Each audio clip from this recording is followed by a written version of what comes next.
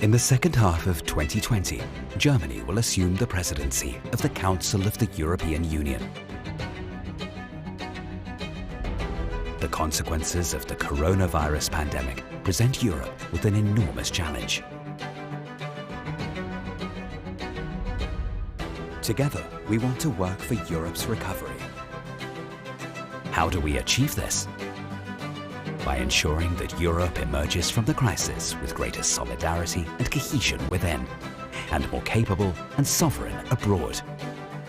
We want to be even more united in all our diversity.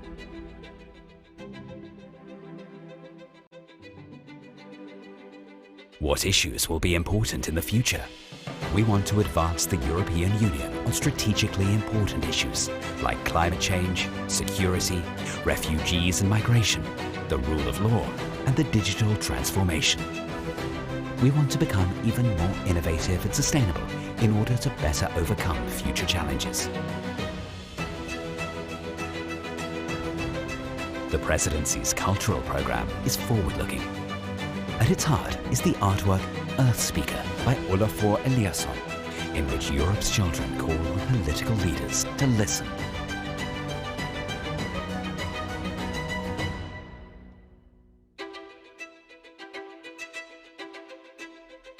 Based on our common values, we are committed to acting as a driving force and facilitator for a strong and capable Europe in the world.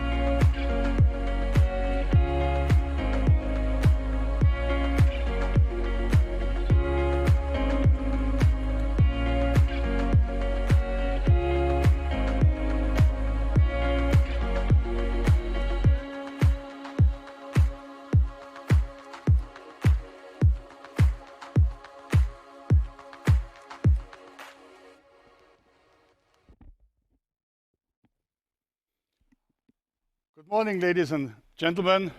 Good morning, Mr. State Secretary. Welcome to the second day of the EU High-Level Conference, Digilabs20. As you have seen in the intro, we are back again in the conference hotel Slowdown in Lübeck on the German Baltic coast. The digital change is particularly challenging for the public sector. Therefore, many EU countries have established digital innovation hubs, digital governance labs or living labs to serve and to support civil servants and institutions by developing better online services. Yesterday, 11 Digilabs and 23 speakers shared their experiences, and we have heard a lot on success stories on how digital innovation hubs are serving public administration. We learned from Denmark how they are developed digital-ready legislation, from Italy about digital transformation, from Greece about legal interoperability, from Portugal on a toolkit for public service design, from France on how to learn from errors in Digilabs to reduce costs and risks later on in real e-government services, from Germany on necessary digital skills and innovations, from Austria on electronic identity, from successful e-government developments in the Western Balkan countries like Serbia or Albania, and from the Sustainable Development Goals of the United Nations, and in the evening, how to promote e-government services with short films. Excellent content for 7 hours. You were not online? You missed the session? Don't worry. You can watch them also later on our YouTube channel. Just follow us on Twitter and we will tell you as soon as they are online available. Today, we can welcome again more than 500 online participants from 35 countries. And today we will discuss on a more strategic level how to shape Europe's digital future.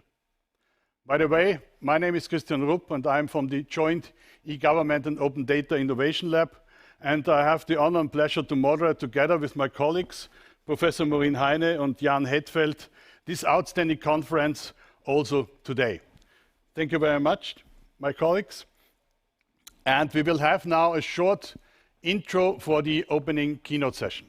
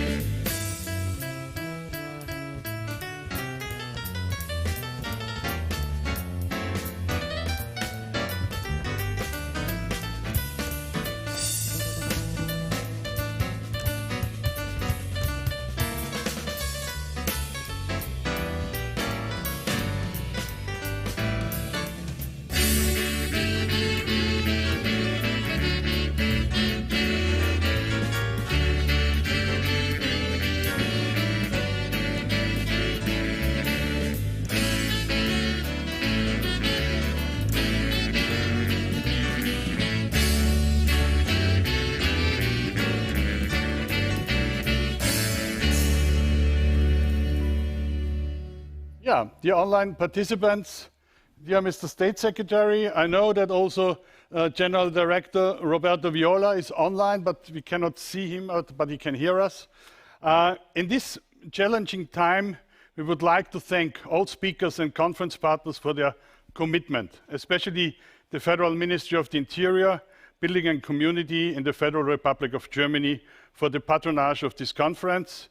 This EU high-level conference is organized under the occasion of Germany's presidency on the Council of the European Union by the Joint E-Government and Open Data Innovation Lab. And this was founded by the University of Lübeck and the software and consulting company Mach AG to serve public administration. It's my pleasure to introduce you State Secretary Markus Richter, the German Federal Government Commissioner for Information Technology. As Federal CIO, Markus Richter is active in various bodies and numerous projects to develop e-government and to reduce bureaucracy and modernize the public administration in Germany. In the past, Markus Richter had several positions at the Federal Office for Migration and Refugees, with assignments in human resources, organization, the Office of the President, and areas including integration and migration policies issues. In 2014, he became head of IT units at the Federal Office of Administration. He returned to the Federal Office for Migration and Refugees as head of Infrastructure and IT Directorate in 2015 and became vice president on the agency in 2018. On the 1st May 2020, so a couple of months ago, Dr. Markus Richter was appointed State Secretary at the Federal Ministry of the Interior, Building and Community, and the Federal Government Commissioner for Information Technology. Markus, it's a great pleasure, and the floor is yours. Yeah, thank you, Christian. Hello, everyone. Hello, Roberto VIOLA, everyone in Lübeck, and everyone across Europe watching on their computers. Right now, we all are living through a real-life demonstration of how digitization can save lives in times like these. When many countries in Europe are in a lockdown, we rely on digital processes to keep our governments up and running.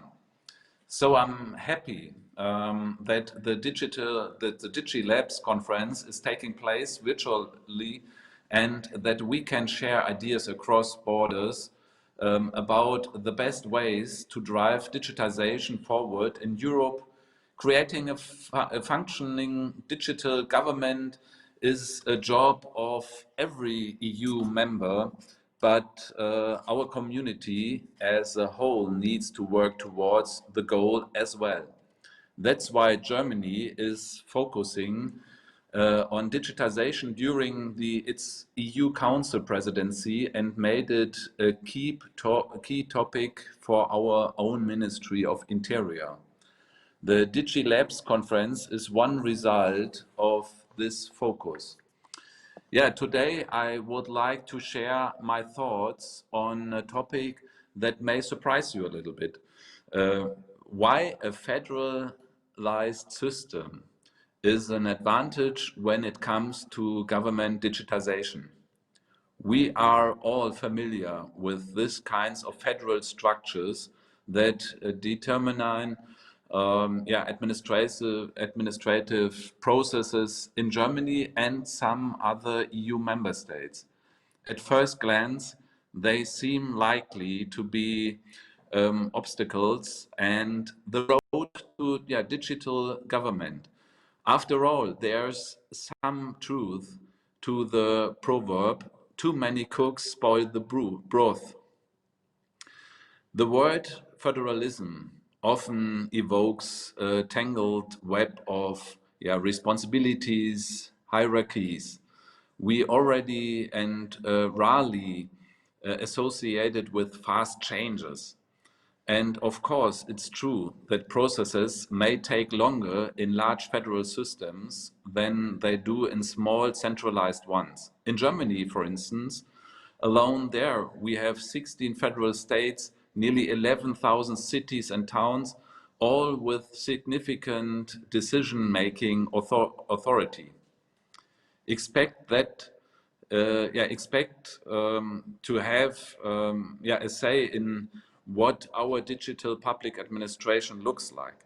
Since we want to offer 575 administrative services digitally in Germany by the end of the year 2022, it all adds up to a very complex task, you can imagine. And yet, we in Germany have found a way to make digital innovation and our federal system go hand in hand, and to create user-friendly solutions at the same time.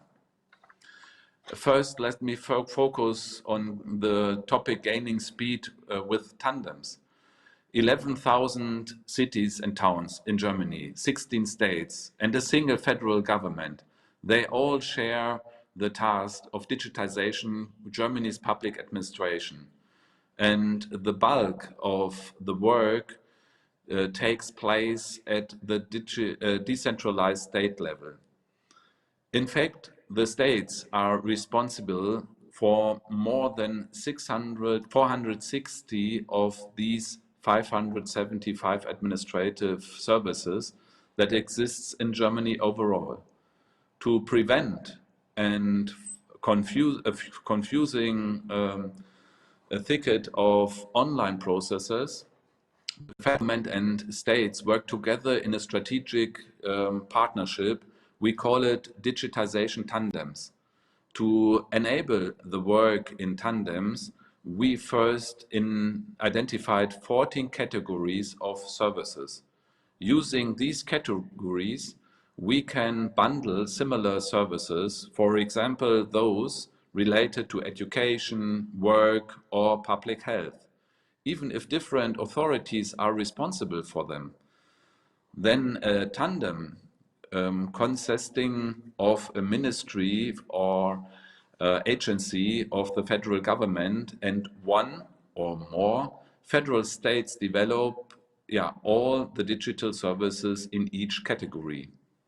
Each service is piloted, in other words, tested and improved in day-to-day operations in a single state. And once the pilot is successful, the service is made available to the other states as well. In short, it's a prototyping approach, just like the one startups use. And it's motivated by a simple idea. Each process is only digitized once. That saves money and avoids unnecessary duplicate structures. And in the best case, it leads to a consistent digital user experience, even in a decentralized federal system. But secondly, it's important, to have a co-creating with citizens in a digitization lab.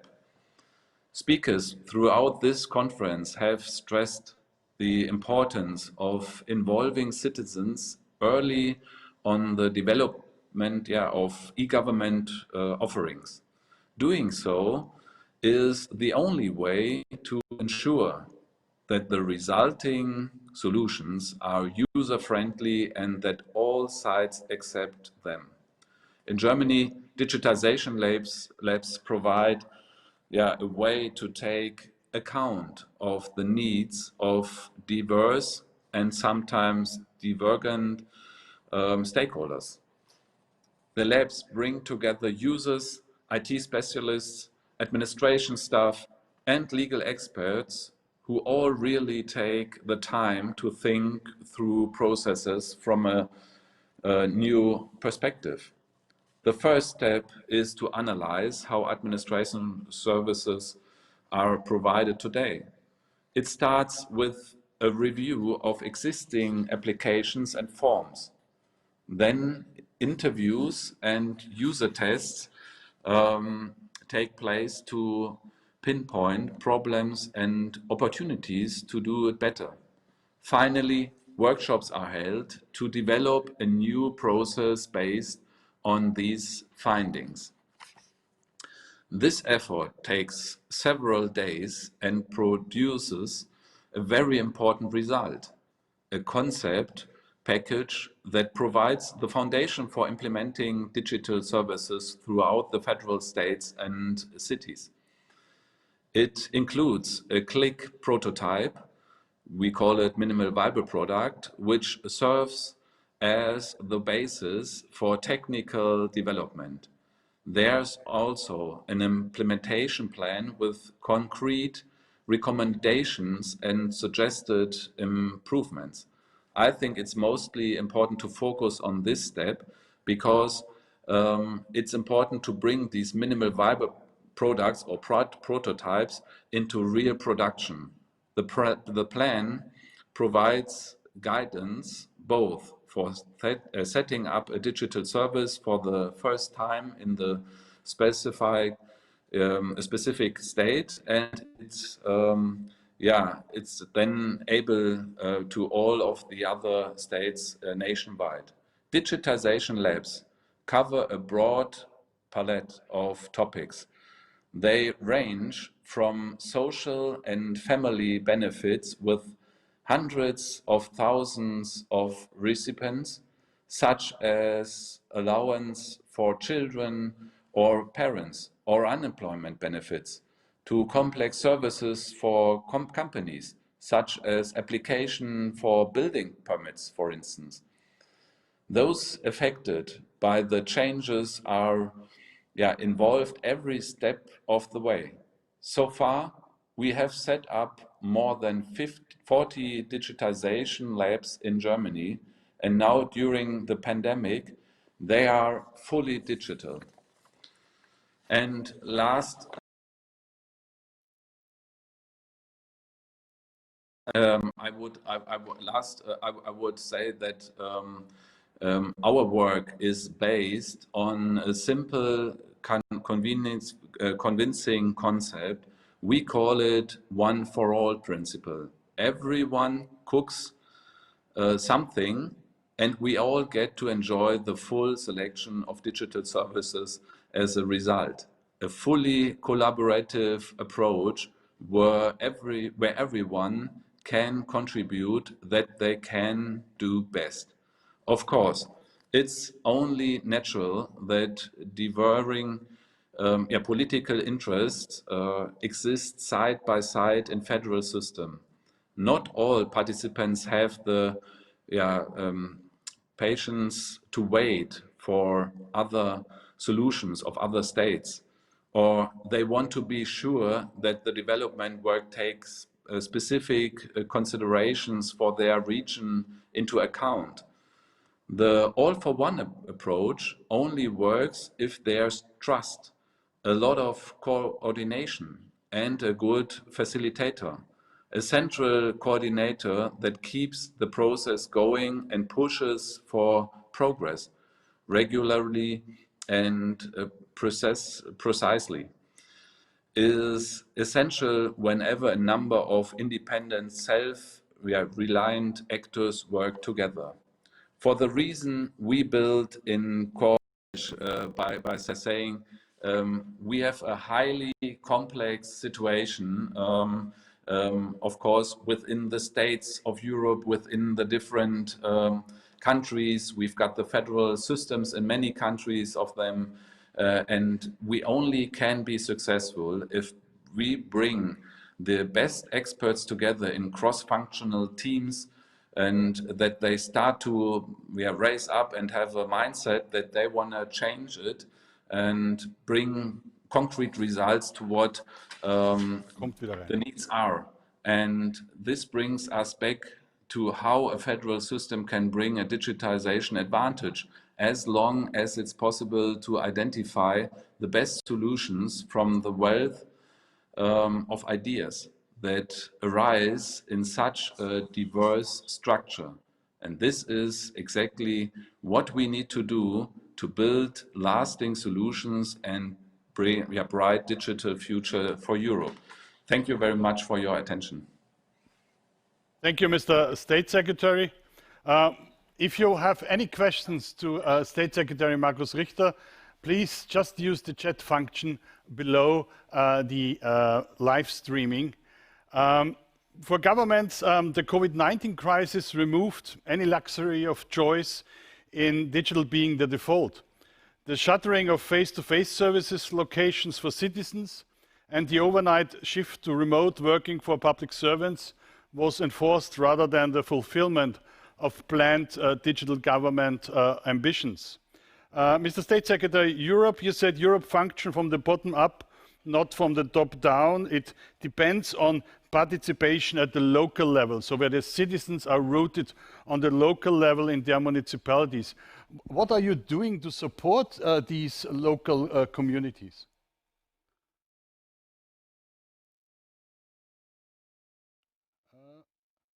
I think you have to switch on. Okay, sorry for that. Great. Yeah. Yeah, I'm convinced that communication is a very key issue to this question.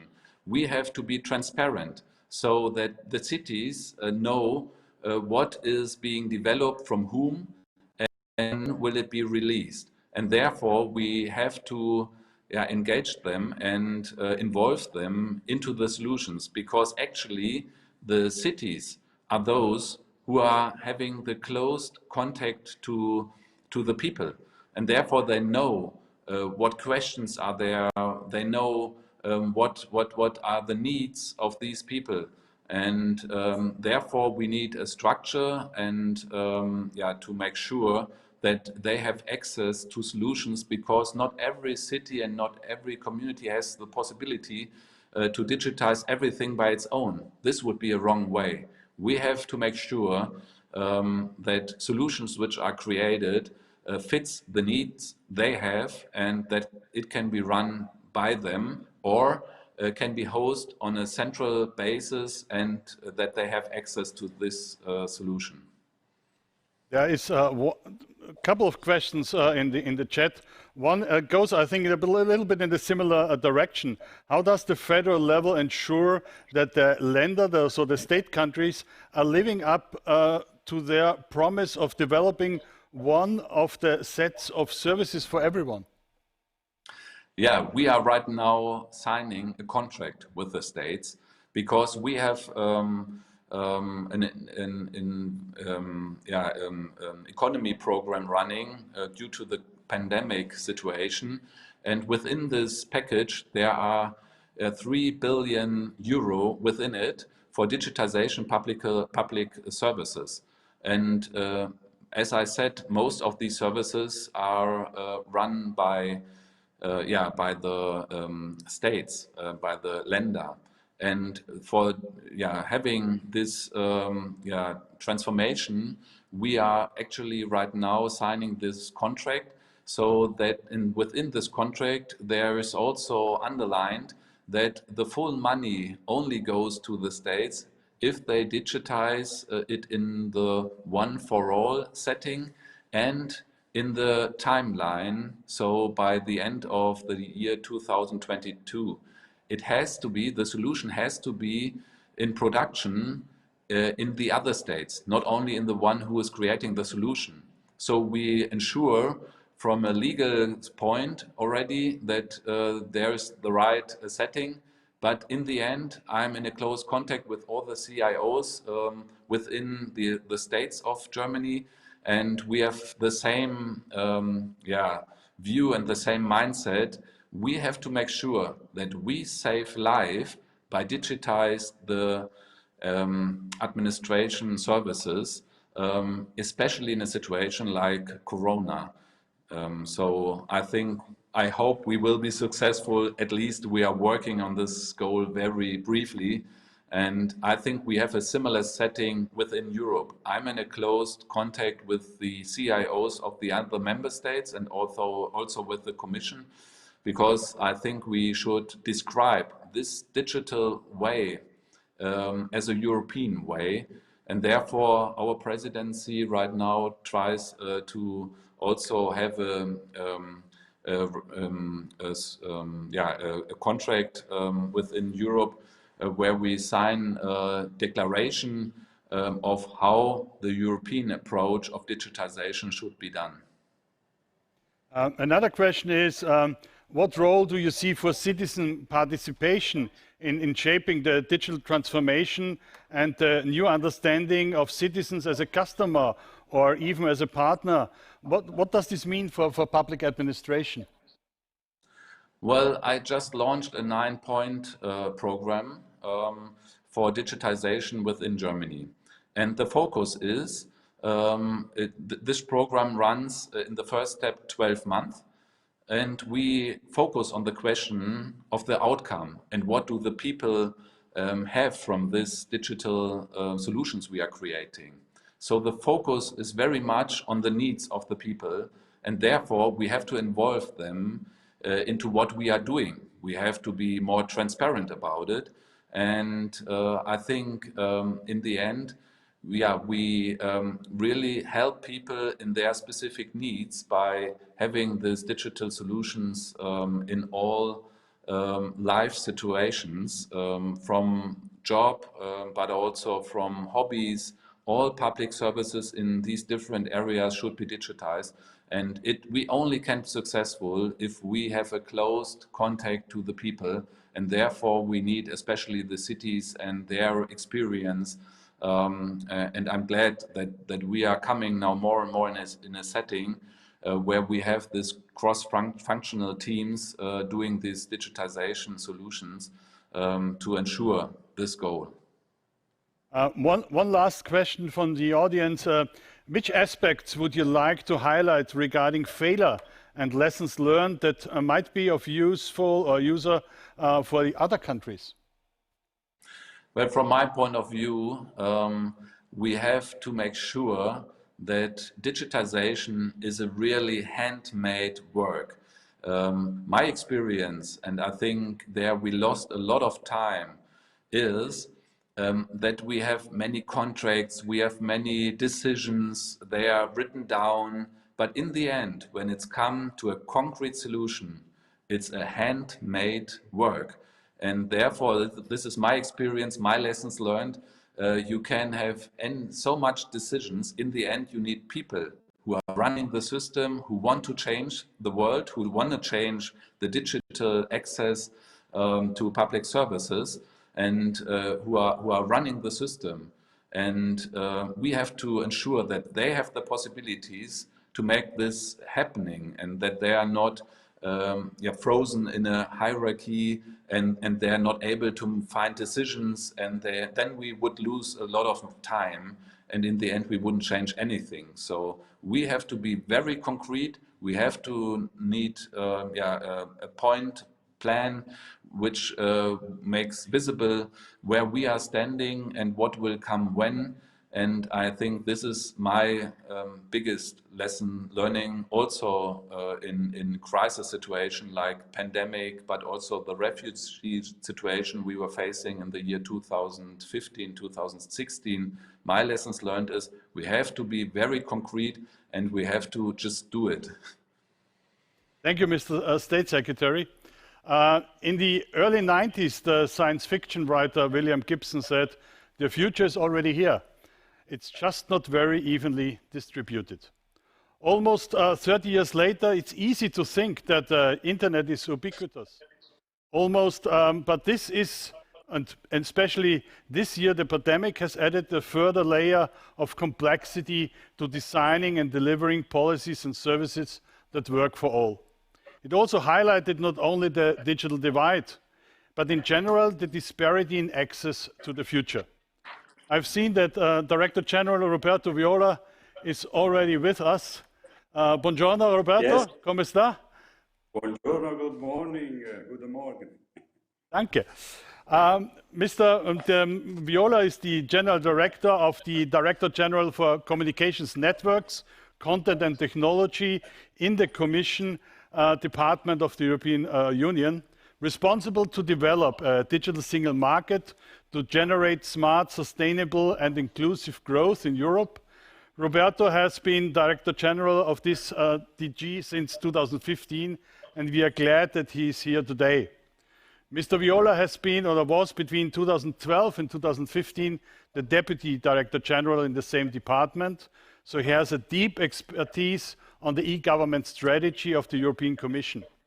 From 2005 to 2012, he was the Secretary General of the Italian Media and Telecom Regulator, having previously served as a director of its regulation and technical departments. Between 2010 and 2013, he served also alternately as Chairman and Deputy Chairman of the European Radio Spectrum Policy Group, and from 1985 to 1999, he served in various positions at the European Space Agency, where he was namely head of the telecommunication and broadcasting satellite services. Roberto, I've read in a European journal that every night around midnight, you sit down at your electric piano and play for hours. So that means you sleep only 4.5 hours a night. You have a brain hardwired for technology and 2 patents to prove it. So, ladies and gentlemen, I'm really looking forward to the opening keynote. Roberto, a voi la parola. The floor is yours. Thank you, Christian, dear State Secretary Richter, dear friends and colleagues. It's really a pleasure to be with you virtually, unfortunately. Thank you very much for inviting me to this very important event. Be reassured, I'm not going to play the piano, so your ears are safe. But I want to start from your kind of suggestion to look back and then to look at what we are living now as a kind of future that could be in a science fiction book or series. But unfortunately, this is not the case. So, I mean, there have been many movies about pandemics and a society, I mean, lockdown and all sorts of scenarios. Unfortunately, for all of us, this is real. Of course, what is happening, and we do hope that we will come out very from this crisis, it will change the world. The first thing that really changed profoundly, looking at what we are discussing, what you discussed yesterday, we are discussing today, is the perception of the importance of digital interaction in our society. It's not just a perception, it's the need.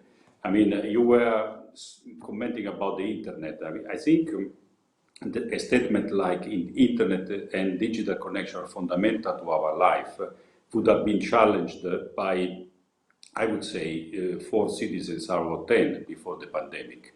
I would think that there's no citizen that today can challenge the fact that a modern society needs a modern connectivity, interaction among each other, and in particular with the public services and the public administration.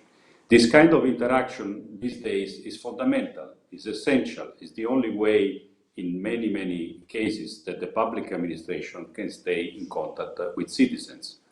And in a way, if we have done this jump in the future in a kind of accelerated way, probably would have taken 20 years to arrive to the level of digital interaction we have had in the last few months.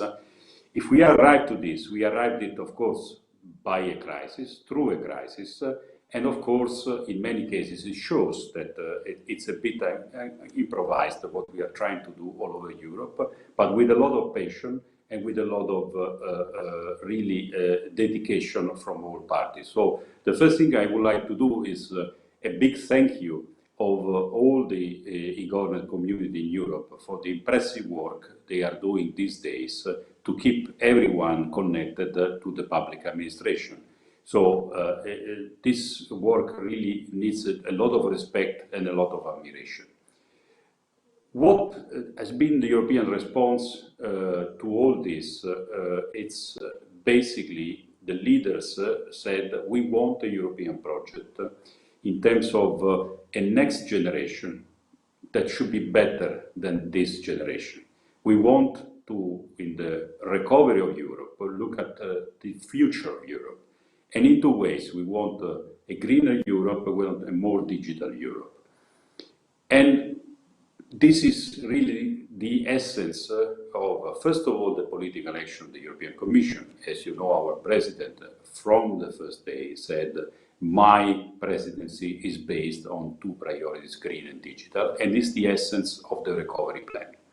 Now, the other thing which has been decided is 20% of the recovery plan go to digital, which is an important amount of funding, but it's not just the funding, it's also the political commitment to digital that counts, but of course also the funding, which is unprecedented in terms of amount of money. We talk about something like 150 billion euros that should be in digital services and infrastructure and R&D out of the recovery plan. And then the Commission has identified 4 priorities for the recovery plan. One being the connectivity, because of course today is the proof, without connectivity we cannot really interact. The other one is scaling industry. The third one is the human dimension, so the skills. And the fourth one, but this is not the least in terms of priority, they are equal priority, is the digitization of the public services. So digitization of the public services is at the core of the recovery fund. And I think in a way it's a unique occasion because for 2 reasons. We hope that this pandemic is a one-off and we are doing all this to be resilient next time, but also because the amount of funds and political commitment that is behind the recovery project and behind the idea to modernize the administration is really unprecedented. So it's now our collective duty from the European Commission, from the Member States, to make the best out of this historic, a unique opportunity to digitize and change the shape of the European administration. I really enjoyed listening to State Secretary Richter, and his speech would have been my speech, frankly. Because when looking at what to do, I think my instinct would be citizens first. And that's exactly what he said. I mean, and I was really admired in the way, I mean, the services are being designed in Germany in terms of looking at the user-centric approach and the feedback. Because when we look at the status of digitization of public administration that we measure through our DESI index, we discovered something very interesting. We discovered that many things have been done. The presence, the digital presence of public administration is quite advanced all over Europe. But what really is the weak point of this construction is the ability of citizens and companies to complete transactions online. So what I mean by this is that basically the process is about exposing digitally the public administration, creating an interface, but I mean the processes are not yet complete.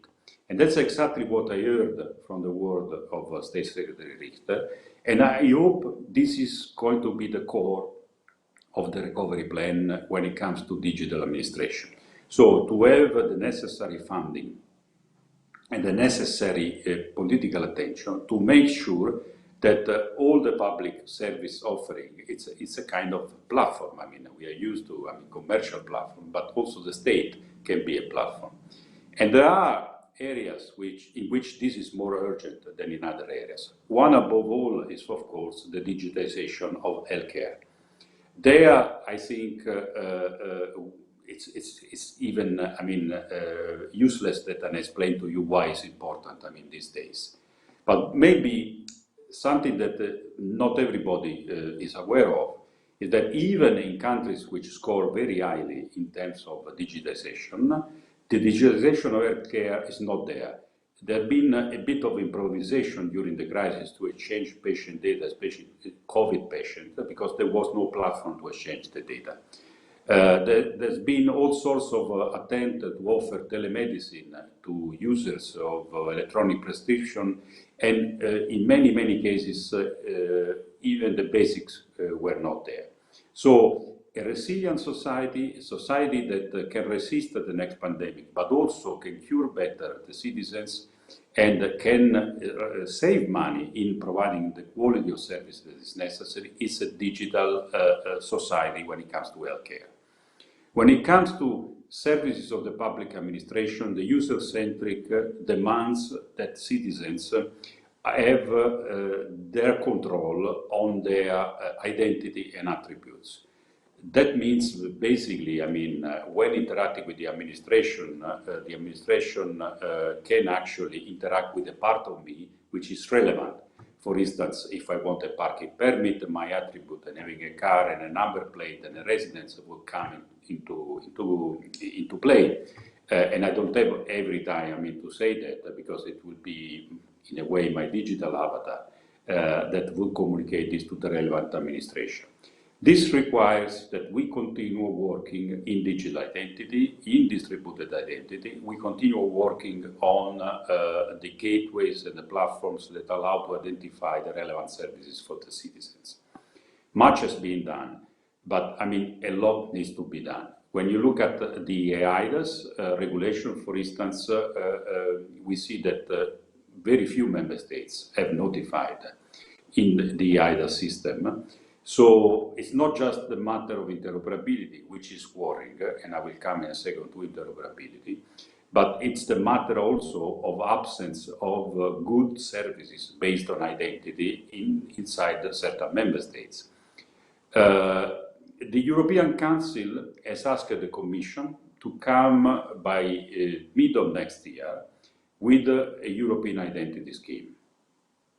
And I think, again, I find this an historical opportunity to go together with all the member states and working together, because, of course, the European Commission cannot present such a proposal without having a good work and agreement with all the CIOs and the digital teams in the member states.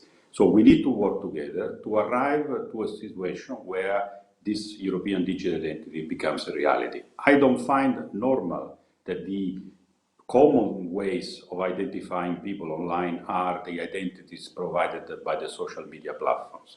I think as a citizen, I have the right of my, let's call it, public identity, and I have the right to use this public identity in the online world. It's a fairer, more democratic and more open world, the world that allows citizens to use the identity which is associated with being a citizen. So I do hope that we will work all together.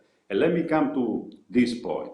Administration is very much, of course, the remit of member states and regions and local administrations, but at the same time, there's a European dimension. We are strong if we are united.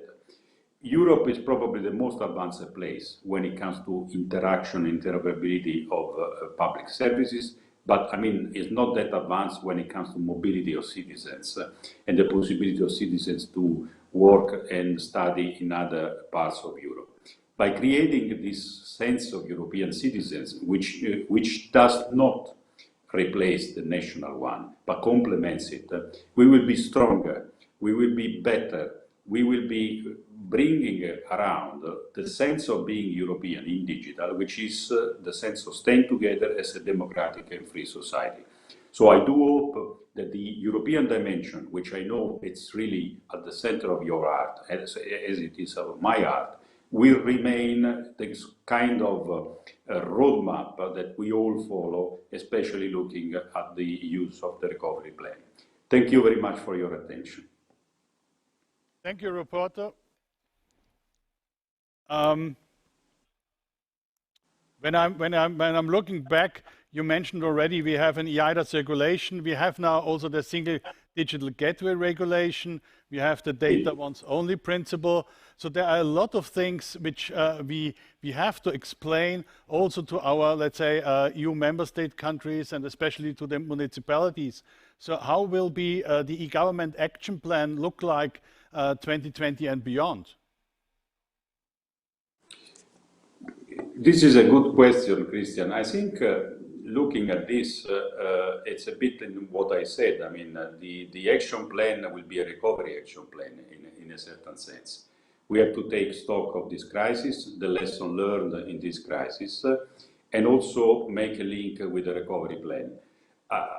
And I think it's also in the words I heard from State Secretary Richter about the user centricity. So looking at all what we have done in the past, I think we need not a critical view in the sense that we need to be critical about the past, because as I said, the things you mentioned make Europe different from the rest of the world, and we should be proud of it. Now we have to go into stage 2, which is to translate all of this in services which are meaningful and functioning for the citizens, and also, of course, look at the evolution of technologies such as the blockchain or other technologies such as big data, enter into the grammar of creating a good government, a good digital government, and they will, of course, find a place in the government action plan. The technology makes it possible that we can have a little bit of a discussion live on stage here. Markus, how can Germany support European Commission and the other way around in the new action plan? Well, for me, it's mostly important that we create an interoperable and interoperability between the states. I think no one understands if we create solutions which are only run in certain countries, and therefore we have to work closely together. We also support during our council presidency by implementing projects and also discussions to make this happen. I really appreciate what Roberto VIOLA is doing and his team, because it helps us by creating digital solutions and having this common access, even though there might be specific needs in the different member states. It's similar the situation which I described in the federalism we are facing within Germany. So there might be always a kind of a framework, but I'm convinced we have to bring these things in an operable way together, and therefore the single digital gateway is a very important one. I know that the timeline is quite hard to hold it. Also for us, we are working very hard on it, that we make this happen. I'm also convinced that the EID is a key question if we talk about participation in administration services, for instance. Therefore, we also try to improve our access, of course, regarded to the EIDAS regulation. And there we also need a user-friendly access. That's why we bring our online ID on mobile phones, so that it is easier to use, to handle it, because I think this is also a key issue. So there's so much running in the field of digital solutions, but also in the field of cybersecurity and data protection, because we are describing this European way of doing digitization, and this means we are value-based by doing so, and that's why we only will find acceptance by the people if we write the words data protection big and also the cybersecurity. We are all facing these threats right now, and that's why when we find projects and we create teams, cross-functional teams, we have to bring in the business side, the IT experts, the lawyers, because I think we have to make sure that these aspects are already within it from an architectural point of view. And that's why I think really the future lays in Digilabs, because only by bringing these experts together in a mindset and in a way that they can find solutions and make decisions is the right way of doing so. And that's why I'm glad that we have an exchange with the other CIOs of other member states, and we are trying to exchange also our experience on these topics to improve these systems. Roberto, by all these technical tools and interoperability questions, I think Joined Up is already a platform, a marketplace for open software, and where every member state country can pick up solutions and develop it further. Absolutely, and I think this is really the way to go. And when you look at something which still needs to find its stability, which is the smart communities, smart cities, this approach is exactly the approach to follow. Because in smart communities and smart cities, so that seems the border what we are discussing, but they are complementary, like, I mean, waste management in a community, or monitoring the electricity and energy consumption and optimizing it.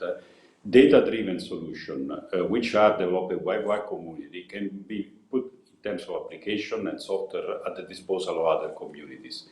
And that allows to really pull together the investments and not crowd investments and overlap and doing things like this. And let me say, I mean, just to complement what Markus just said, I think we have, and you also said it, we have done a lot in terms of introducing legal tools, solutions for interoperability, which is very important. In many cases, we heard, yes, this is all nice, but you know, I mean, in our countries, we have priorities. We do not have enough funding to do all this. That's why I'm insisting a bit on the recovery plan as being a unique one-off opportunity for Europe to fill in this kind of gap. And you can rest reassured that when the Commission will look at it, will look with the eyes of trying to see how to make the difference. So how do we really give a meaning to the word recovery? And that's where I think this is now the moment, not to invent yet another thing or to propose something else, but to make sure that the things we have done can be consolidated.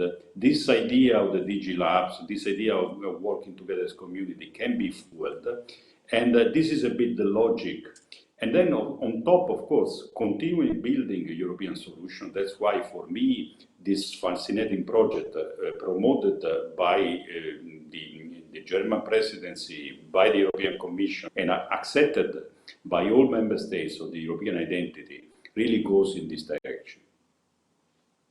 Markus, you mentioned already, I think it's a very crucial and a successful factor, usability. So human tailor-made services. You already have developed a usability guide, a design guide for Germany. For cross-border services, wouldn't it be a nice idea to have an European usability design guide? Yeah, Christian, I think that's a good idea.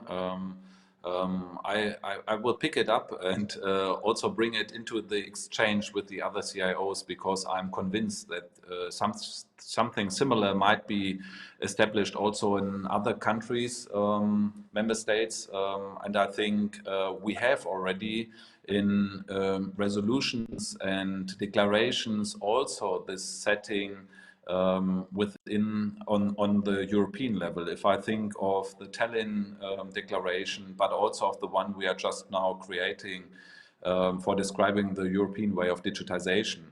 So the main fact is that we have to fill these words with life, and yeah, therefore there need be concrete actions. Let me just bring in one word. Digital sovereignty is often a word we discuss from a topic where states and authorities can be sovereign.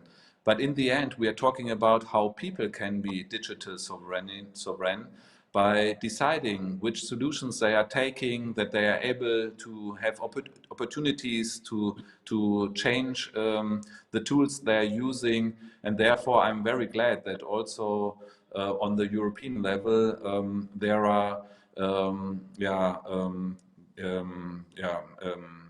things on the way where we describe and we want to ensure that this digital sovereignty can be made. For instance, in Germany, we are right now creating a certification for IT products so that people can easily see which product is secure. So we have a good communication base there to make it transparent.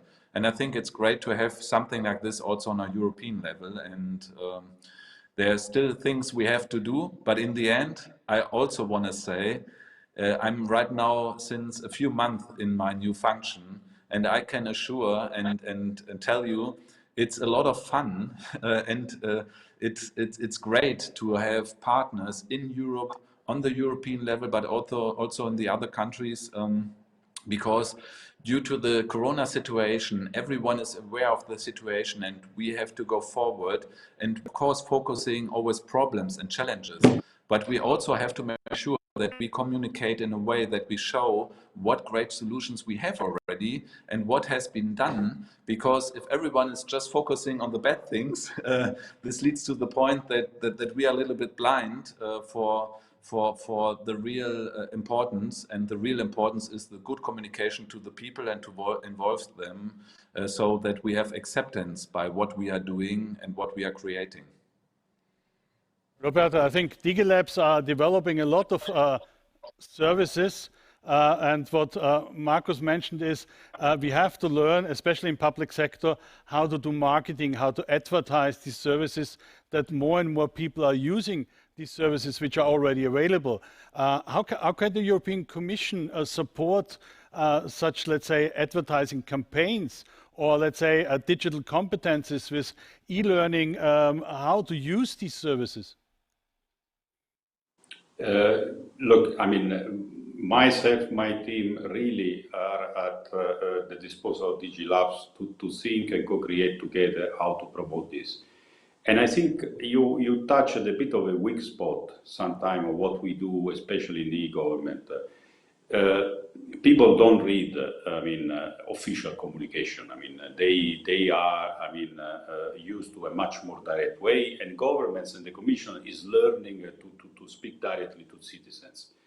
I think it's fair to say that things like the single digital gateway or e-IDAS are things which do not really ring a bell to citizens. So when it comes to the solutions that you develop, indeed, it's also very important that we are able to really go directly to the citizens, but also to the local administrations, because sometimes also you have local administrations that don't understand. And that maybe they have the reflex, it comes from Europe, it's complicated, I mean, it's not for me. So the issue of communicating, the issue of creating awareness of the importance of this should be as important as developing the solution. So we are absolutely willing to help. Let's discuss further how my team, my colleagues and Digilabs can really deepen this aspect of communication. Normally, Digilabs invite citizens invite civil servants to work together on designing a service. How can I participate as a citizen in the development of the European Commission? Well, I mean, there are the classical forms. For instance, we just had a consultation on the European identity where many citizens and administration replied. I think, and we have those platforms, I mean, for engagement. I think what you allude to is a kind of phase which also Markus touched of co-creation, I mean, where you have the user feedback also on European solutions. So, beside the classical form of the public consultation that exists, is extensively used, we need probably to go a bit further, and we do have those tools, and maybe we should use even further in terms of having user feedback in a more direct way. Once again, this is done, it can be done even better. And I think even, I mean, we can have, make more extensive use of something we already do, which are things like prices. For instance, in the area of blockchain services, we had a price on blockchain identity. We can imagine that we use the tool of prices, so the best idea wins the prize, and of course, makes it to the implementation. When it comes to blockchain services, for instance, we are working with all the member states and we are trying to identify use cases. We can be even more open and really work at large in terms of use cases. So I think it's fair to say, and here I should not be defensive, but I mean, I should be assertive and critical in a positive way. Some things have been done, but much more needs to be done to involve users in co-creating European administration solutions.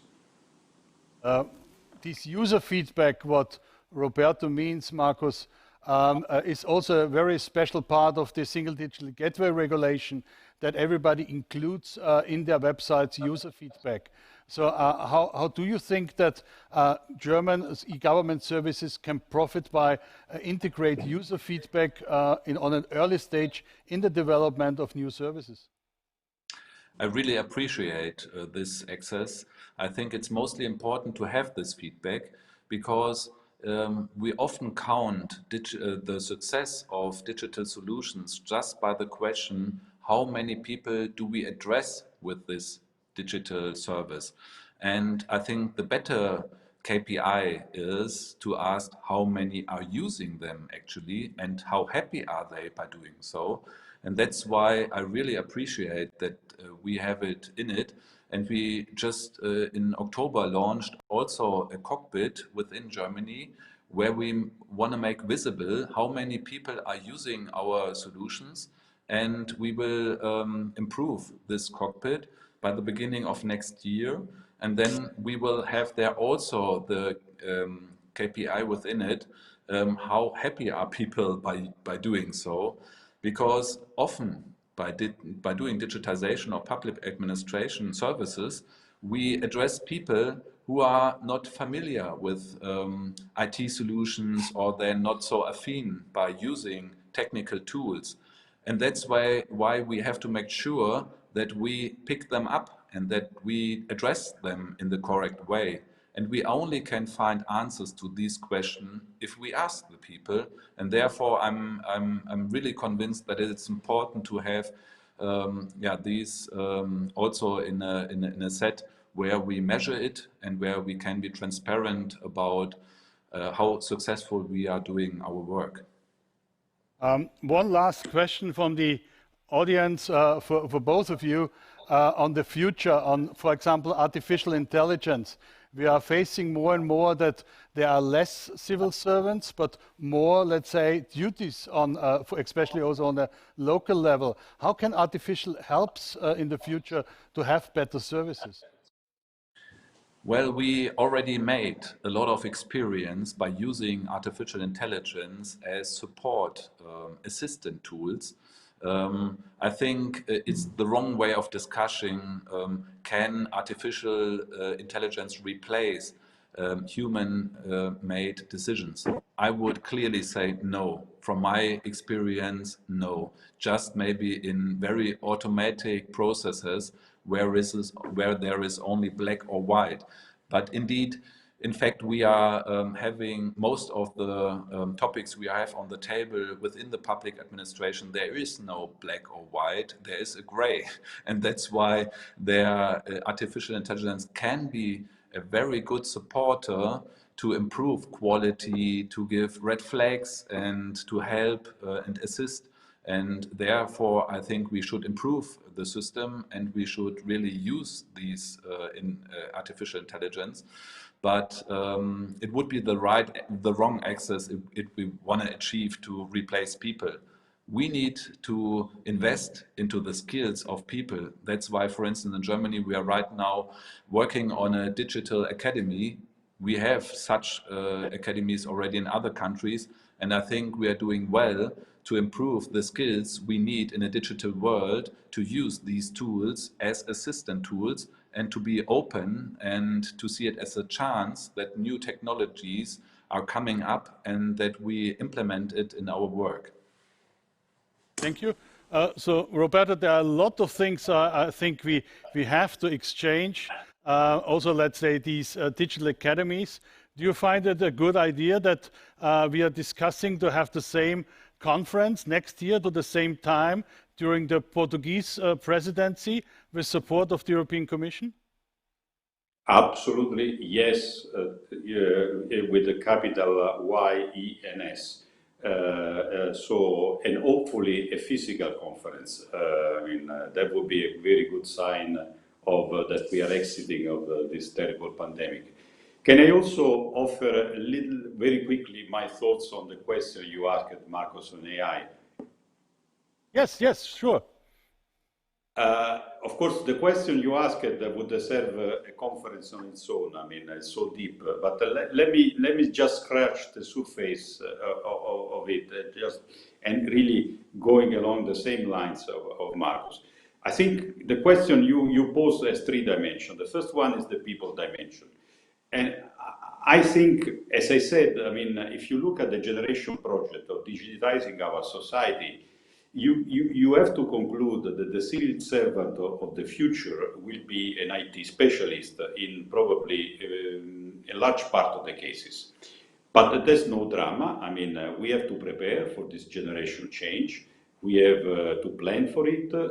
Of course, probably you also will see less people working in the administration, but this without, let's say, traumatic and shocking systems. It could be a natural exchange and replacement of one generation of employees and civil servants with the next one. But we have to plan for it, and we have to understand all the implications of it. The second element is that a modern administration can only be a data-driven administration. Decision-making using digital tools are essential to optimize, to deliver, and to save, of course, precious resources, which are taxpayer resources. And the most clear example is healthcare. A data-driven system making key decisions on healthcare is absolutely necessary, as I said also before. The third element, which requires a lot of attention, is when the administration will start offering services based on algorithmic decision. Now, there we say that we cannot exclude, and it is also part of the game and probably part of improving the response time of the administration. But there we have to be very attentive about potential discrimination. We have to be very attentive about oversight and fundamental rights of the citizens. That's why, alongside the idea of having an ecosystem of excellence around artificial intelligence, including the public administration, we have launched the idea of an ecosystem of trust and make sure that the high-risk application of artificial intelligence can be regulated. And in future, of course, high risk doesn't mean only endangering the life of a citizen, but also means denying a right to a citizen. So access to schooling, or even a much simpler thing, access to a parking place. I mean, so the algorithmic decisions are okay, but there you need a lot of oversight and public accountability when they are used in public administration. Thank you very much, Roberto. Thank you very much, Markus. Both thank you for your time you spent with us for the discussion. And I think you have shown there has already been a lot of development, but there's also a lot to do for the future. And we are all looking forward, I think all Digilabs are looking forward to work closely together, cross-border, to develop services which are used by our citizens, by our entrepreneurs. Thank you very, very much. We will have a short break now for ventilation here in this room, and then we'll come back in a few minutes with the next keynote on usability. And I think this is what we are already heard, a criteria, and there are different governance models which are compared by Morten MEYERHOFF-Nielsen, which he will tell us what are the different models in the different used countries, but not only in the EU, also, for example, in the US. And this will then followed by a podiums discussion. Thank you very much, and we will see you soon. Yeah, ladies and gentlemen, the online participants, welcome back to the very, very important next keynote on usability and which different guides are available in different countries, mandatory or voluntary. And we invited on this topic my old friend Morten. Hi, Morten. Morten MEYERHOFF-Nielsen, he's an e-government advisor at the UNU-EGOV University in Portugal, and he worked, and his focus includes ICT, facilitated administrative burden reduction, public service delivery, online usability and personalization, public service delivery ecosystems, and one-stop portal design and usability tests. We are working together in many countries worldwide for these topics like Albania or Macedonia, or Serbia, also in the Arab countries. And Morten, we are looking forward to a very interesting topic, and afterwards there will be a coffee break, and then we will have a podiums discussion where my colleague Professor Maureen Heine will moderate this session. And yeah, Morten, the floor is yours, and you just say click next slide, and I will guide with you through the slides. Excellent. Thank you, Christian, and thank you all in Lübeck, Travemünde, and online. Let me just outline a little bit about the project first. I'm going to focus on online usability and value creation in particular, and I'm going to narrow in on 4 cases in particular. That's Denmark, Portugal, the UK, and the US, but I'm going to try and spice it up a bit with a number of other experiences. So if we go to the 3rd slide, please. Next. First, we're really looking at a practical question. As Christian was mentioning, I'm working at a UN agency, but although we have university in the title, we're more of a think tank supporting member states in their endeavors around digital transformation of both their public sector, but also smart and sustainable communities. So we asked this question of what it is governments are currently doing in terms of ensuring a minimum level of usability in their online service office. And really 2 elements become quite interesting here. First, usability guides or standards as a tool to guide authorities across central, regional, and local level, and the governance and compliance models behind that, and particular how this works to ensure a certain level of adherence to these usability criteria. Next. Next slide, please. So we see that this is popping up in a number of countries. So the 4 cases I mentioned already are here, but we also see that in other countries like Latin America, Mexico, Colombia, and Argentina, similar approaches are used. We see it in Canada, both at federal level and at provincial, i.e. regional level. We see it in the Middle East, like in Qatar, which is developing one at the moment, and the same in Saudi Arabia. We see it in India, which have had approaches to this since 2009, actually, and we see it in countries like Australia and New Zealand. Now, what these countries have in common is their focus on the websites and the transactional services, or just one of those two elements. If you go to the next slide.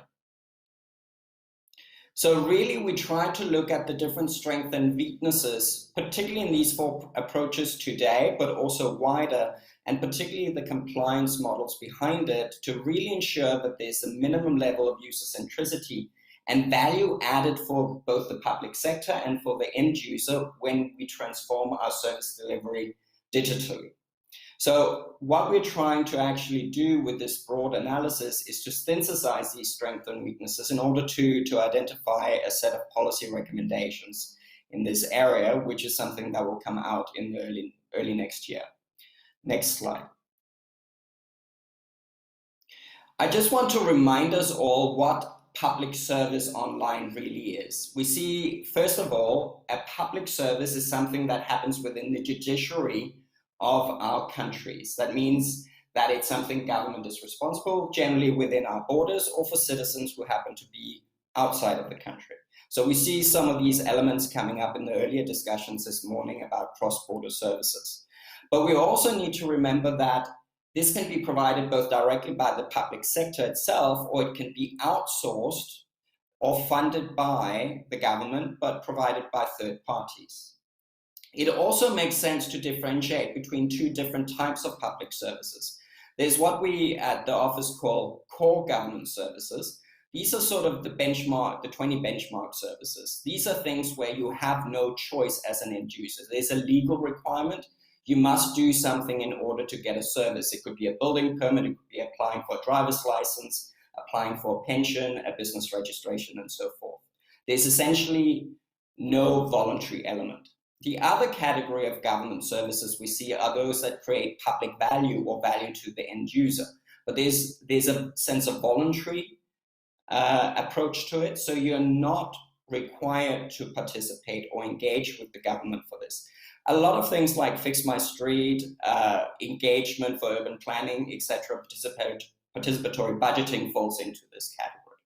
So again, we have differentiations, and the usability guides tend to conform only around and mainly be applicable around these core government services. It's also important to remember that online service offers consist of one or more elements. There's information such as an answer to a question, which may or may not lead to a wish to form a transaction, so the electronic service transaction. In order to figure out if you are eligible or for the government to process the service, we add a number of elements. These are sort of data elements. So it's your identity number, it's your gender, your income level, your marital status, etc. So a service can consist of one or more of these elements. Next. Now, if we look at the four guides in particular, I've tried to summarize it a bit, and I'll try and be short so we have some time for questions. But if we jump to the next slide, you will see that the four countries in question, but also broader, tend to have had a sort of an awareness raising period before they came to the idea of guides. First, we see that there's a lot of content.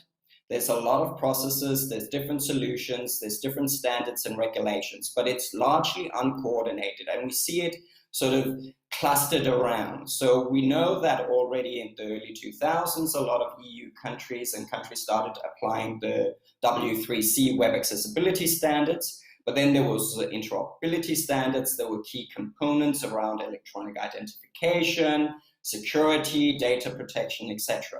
But it was all scattered around. So what we see then emerging is a realization of a need to coordinate and cluster these. So we see processes and elements being clustered. And of late, in particular in the last 5 to 10 years, we've seen these unified guidelines emerging, which really is an umbrella for all these different elements. Now, this has also led to a different type of approach to how the guides themselves are structured. So if we go to the next slide, please. We see that they have a number of common features. We see that they often focus on the development process. So how do we develop a service? How do we design the service? How do we engage with our vendors? How do we do procurement? So there's a lot about the pre-launch or pre-development process and the development process itself. We then see a number of common features.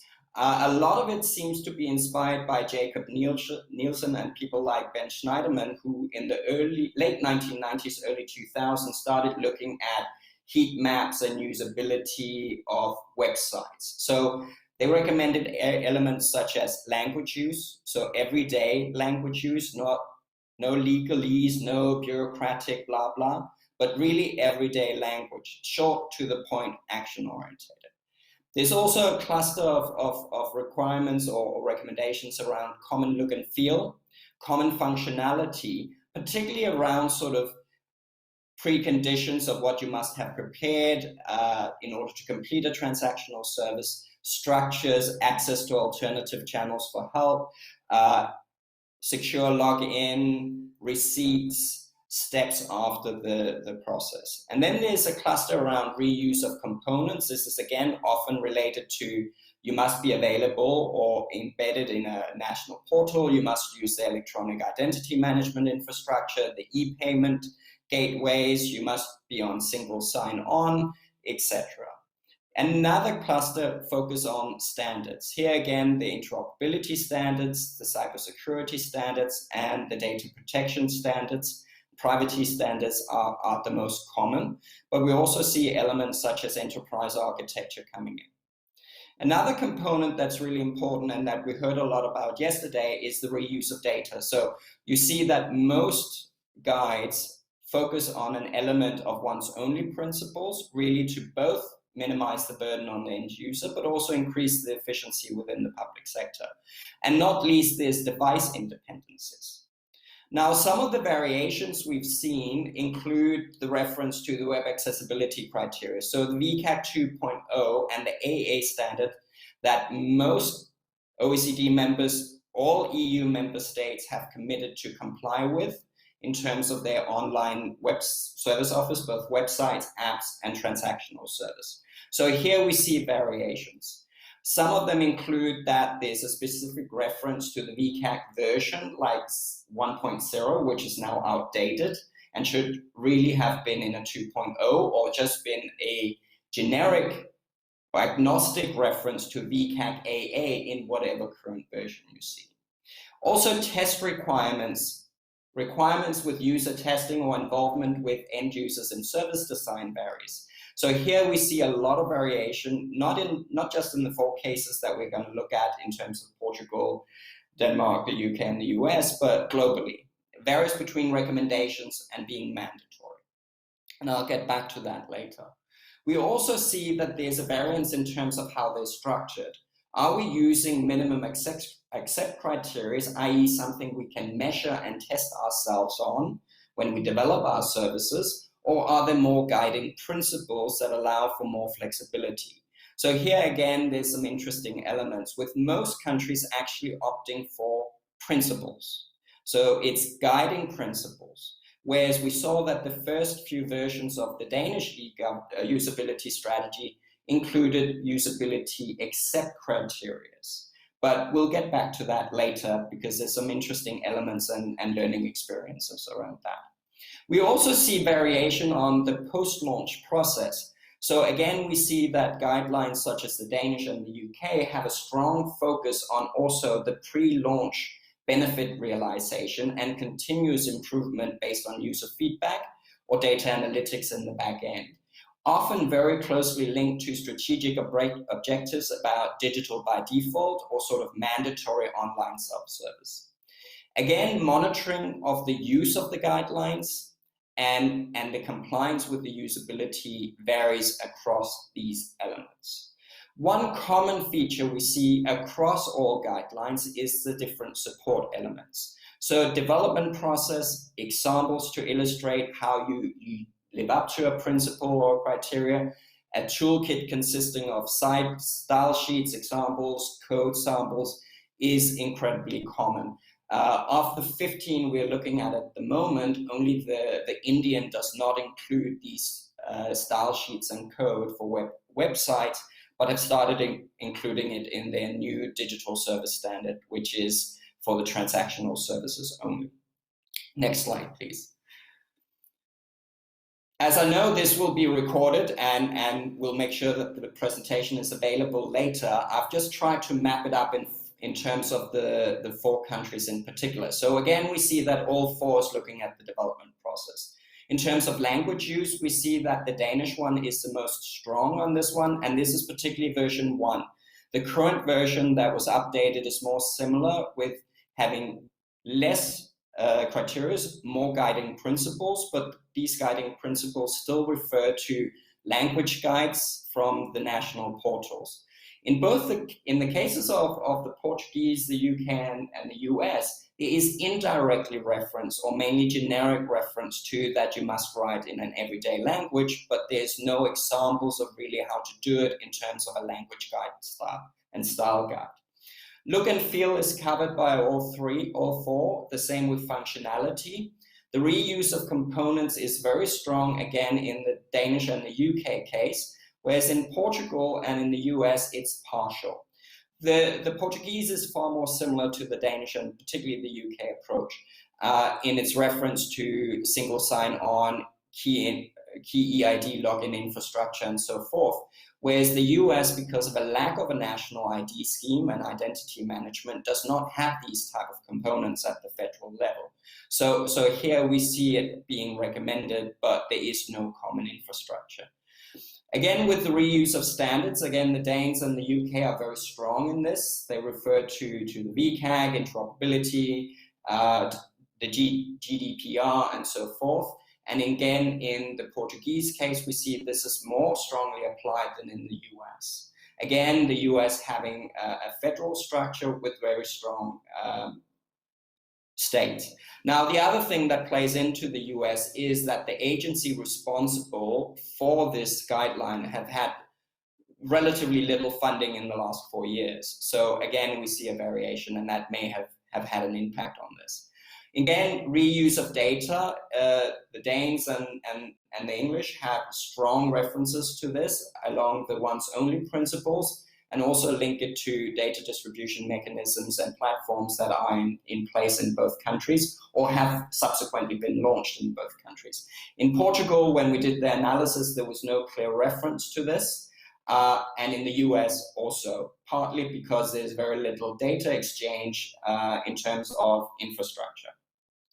Device independence is common as all, and this means that we do responsive web design unless there's a specific justification in terms of volume or functionality that justifies a separate app. So again, we see that in all 4 countries, but we also see it in a lot of the other examples that we've looked at. Again, the VCAG, important for web accessibility. It's a foundation we build our house on. Again, strong recommendations and criteria around this in Denmark on the whole palette of the VCAG. We see it also in Portugal. In the UK, we know from conversations with people at GDS that they do look at this, but there's no specific reference in it, in the guide to the VCAG standard, and the same with the US. We do know that the UK style sheets on GitHub does actually apply the VCAG standard. So again, there's some variation here, but we see that what the standards and the principles and the practice recommends are a bit different. If we go to the next slide. Now, again, where it really varies is around these compliance mechanisms. So what the guides actually do, and we're focusing on the Danish version 1, not the current version 2, because the Danish version 1 really sticks out here with some interesting elements. So monitoring of use of the guidelines was very strong in Denmark during the last strategic period, 2012 to 2015, when the digital by default or mandatory online self-service strategic initiatives were in place. In the UK, we see also monitoring of use, but the compliance mechanism is different, and we'll see that later. Both in Portugal and the US, there's no direct reference in the guidelines that there's checks on compliance with the guidelines. Minimum accept criteria was particularly applied in the Danish version 1, less so in the current version. We see it partially in the Portuguese with examples and self-evaluation toolkit. We saw that also in the first Danish version. In the UK, for each criteria, there is accept criteria for alpha, beta, and live accept recommendations. And GDS really holds the hands of central government entities in the UK.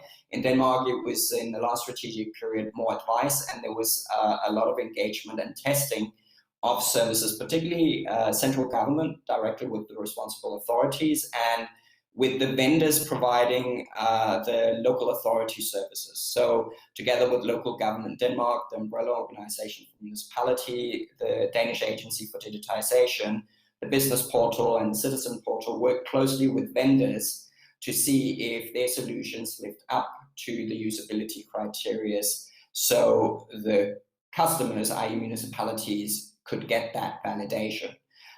So again, different compliance approaches, but with a similar focus on actually ensuring that there is compliance with these recommended principles and mandatory principles. In the US, there is no reference to this. It is assumed that there is testing, but in the US, the 18F agency requires a payment from government clients in order for giving them more in-depth assistance. So it's a little bit similar to the UK, but in the US, you must pay for it as a government entity, whereas in the UK, it's mandatory and it's covered by the national budget of GDS.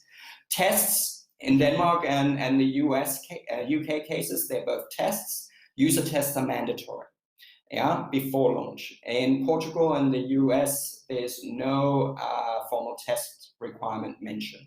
Again, examples, toolkits, style sheets, code is all involved for each of them. It's used in all of them, including a lot of the other national examples.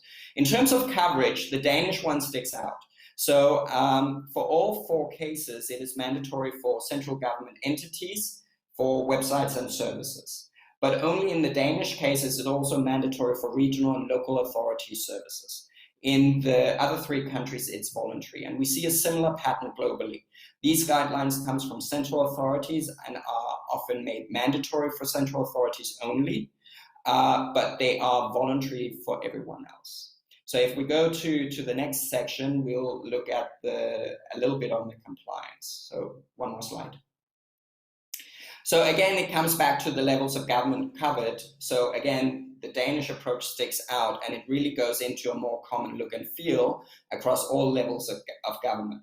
The compliance mechanisms varies again between recommended and mandatory. So we've looked at that. So again, central government are often required to comply, whereas it's recommended for others. Again, in terms of compliance mechanisms, it varies again from a mandatory signed off. So this is the UK approach where you must be signed off by GDS that your service lives up to these design standards. And compliance check, we saw that particularly in the first versions and the first 5 years of the Danish approach to really check that the services comply. And then there's a follow-up agreement with the responsible vendor or authority that they will comply later when they're updating next, to really no checks whatsoever. We see that particularly at the moment in India. We see it also in the Gulf countries. Qatar is developing theirs. Saudi, they've not yet launched their compliance mechanisms. In Mexico, there is some, but again, it's sporadic, and it changed a bit a couple of years ago when there was a change in their specialized agencies. Again, the support varies in terms of the degree of support provided from the responsible agency. So GDS is very hands-on for central government level. The Danes were more hands-on in 2012 to 2015-16, but have, based on their experience, loosened the grip a bit. So it has become more guiding principles rather than confirmed measurable accept criteria. Partly because there seems to have been a learning experience and a cultural change in the period. So here, one of the learning lessons from the Danish approach, as we've observed it when we speak to different authorities and vendors, is that the accept criteria were essential in the beginning, because it was very unclear both for authorities and vendors, what does it mean to have everyday language use? What does it mean to have common look and feel and functionality? But over a period of time with these accept criteria, the level of usability has increased. And if they're too stringent requirements, a one-size-fits-all will hinder innovation, particularly from more advanced authorities. And that is an explanation for then loosening up once a culture has been established in the public and the private sector around usability, and then you loosen up the principles and make them more guiding rather than more formal. The classical extreme of having a one-size-fits-all we see in India. So the usability guide for websites is a 70-page document with almost 200 criteria you must abide by. The same with the digital service standard. So it is so long that nobody actually looks at it and they just ignore it. So again, we see these elements. And this also comes out in the slide that you currently see about the achievements to date. So portals and e-services are considered strategic infrastructure in Denmark and the UK, which also means that the usability is really coming in. In the US and Portugal, it's less clear.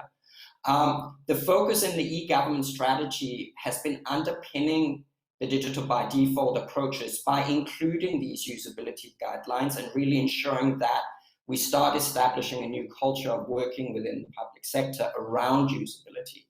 As the Danish Agency for Digitization says, good usability is risk minimization for our return on our business investment. Yeah. So if a service is bad to use, people will need assistance and they will resist the change of channel. So good usability is actually risk minimizing for a business case. So again, we see that also the national level covered varies dramatically. Now, if we jump to the last slides, you will see that the compliance to date has really changed. So all the portals are basically compliant in all 4 cases, but we see that really the challenge comes in around the regional and local level and around the transactional services. So again, we see partial compliance because it's voluntary, or there's a lack of checks and of compliance, which means that some entities are still ignoring even the usability guidelines, even if they are mandatory. So again, there's these common approaches around it. And we see particularly the Danish first versions were very strong in insurance compliance, and the UK at central government level does the same, but not everybody has the money and resources for a GDS model like the UK. So the Danes went, I believe, for a more flexible approach, where there's more sporadic checks and working directly with local authorities, vendors, and then loosening it up later. So sorry for rushing through. There's a lot to cover. It's an interesting topic. I'm looking forward to the panel discussion in a few minutes. I'll make sure that the team makes these slides available so you can have a look. Thank you for your attention and look forward to your questions. Thank you, Morten. One very quick question which we had before in the discussion with State Secretary RICHTER and Director General VIOLA. What do you think about an European guideline or usability guide, especially for cross-border services? Is this helpful or is it possible? Judging from the examples that we see in the EU already, so alphabetically Denmark, Portugal, and also our friends in the UK, we see that there's common features around. I haven't had the chance to look at the German digital design standard that was mentioned earlier, but I think there's some common features. And I think if we look at the benchmarking services, the all 12 for citizens and 8 for businesses, there may be some potential here. Now, the challenge is that administrations are not the same across the EU. Usability is a moving target. We know it from when we're going to a restaurant or for a haircut, or shop online. Excellent service will set our expectations for the next visit. Yeah, and so it's a moving target. So the one size fit all, I think, is also reflected in the Danish approach, that after a few years of having a very sort of fixed set of principles with measurable accept criteria, it's starting being a little bit of a straitjacket for more innovative approaches, and particularly sort of whole of service, personalized, proactive service delivery. So they've loosened it up.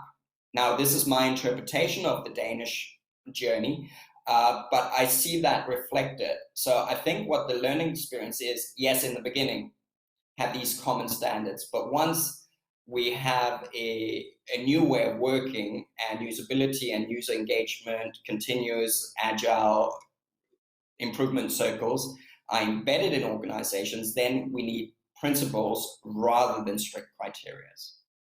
Okay, thank you very much. That was, I think, the first opening of the discussion, which will happen in 10 minutes. So we will have a 10-minute break, and then my colleague, Professor Maureen Heine, will join me here on stage and will moderate the panel discussion. Thank you.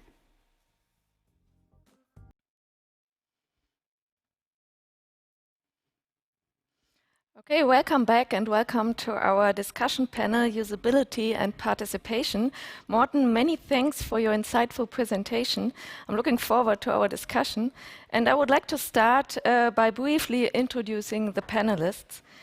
First of all, I would like to welcome our keynote speaker, of course, Morten MEYERHOFF-Nielsen. Morten is an EGOV advisor at the operating unit on policy-driven electronic governance at the United Nations University in Portugal. And we are also very pleased to welcome Bruno MONTEIRO. He is a coordinator of the LabX, the experimentation lab for public administration, and his focus is on citizen-centric public administration, evidence-based decision-making and participation. And finally, I would like to welcome Stéphane VINCENT. He is a founder of a French think and do tank, which was already established in 2008. A lot of experience here on the panel. Great to have you here. And before we start the discussion, I would like to draw your attention to our chat.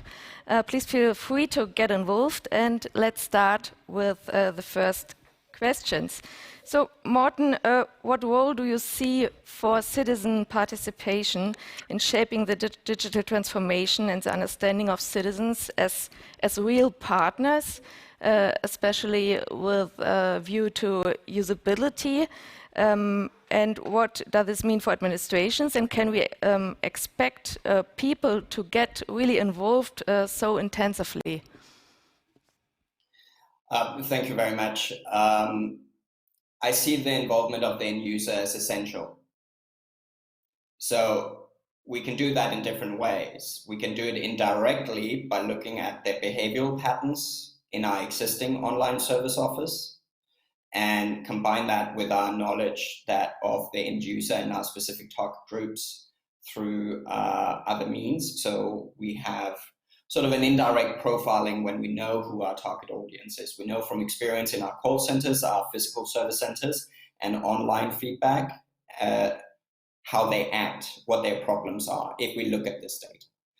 We can also do it more directly, not in the co-production, as in you and I helping filling things out, but in the co-design of the initial services and involving representatives of the end user in our user testing. So that's how I see it. Practice doesn't always happen like that. So if you want more on that, I'm happy to give you some experience on what we have in our UNICEF project on this element. Yeah. Bruno, do you want to add something on this question? Well, I really think that Martin is completely right when he says that the citizens' engagement or the users' engagement is critical for any design, but also for ensuring that the systems that we are creating will be effectively used. Because we really think that one of the most challenging issues that we have today is the gap between the number of services that are being digitalized or digitized, if you want, and their effective uses. And there are a lot of statistics that pinpoint that issue. In our case, what we have done is we have a vast array of different levels of intensity of engaging citizens. Of course, we have these exploratory sessions where the idea is just to map what are the aspirations or to what citizens really need to be the state to answer them. But we try to combine them with co-design sessions, of course, for initial solutions, trying to create mock-ups. And finally, we have also tried in the last year the opportunity to conduct contextual tests. We have organized sessions where the digital solutions are being tested in an open way in our living labs, for instance, by citizens that usually use that services, and that they get the chance to engage directly in tests to improve the solutions. That are the most active solutions for engaging citizens that we have developed. We have other more indirect ways of doing that. One of them, of course, is using analytics, as Morten has also mentioned. And the other one is to engaging civil society partners. If we can profit for a very mobilized civic space, we can count with very strong partners to help us to address and also to anticipate some of the troubles that digital solutions may have when they came to the fore. Mm-hmm. And related to the toolkit you presented yesterday, are there specific tools you would suggest to consider usability requirements? Well, in this case, I really think the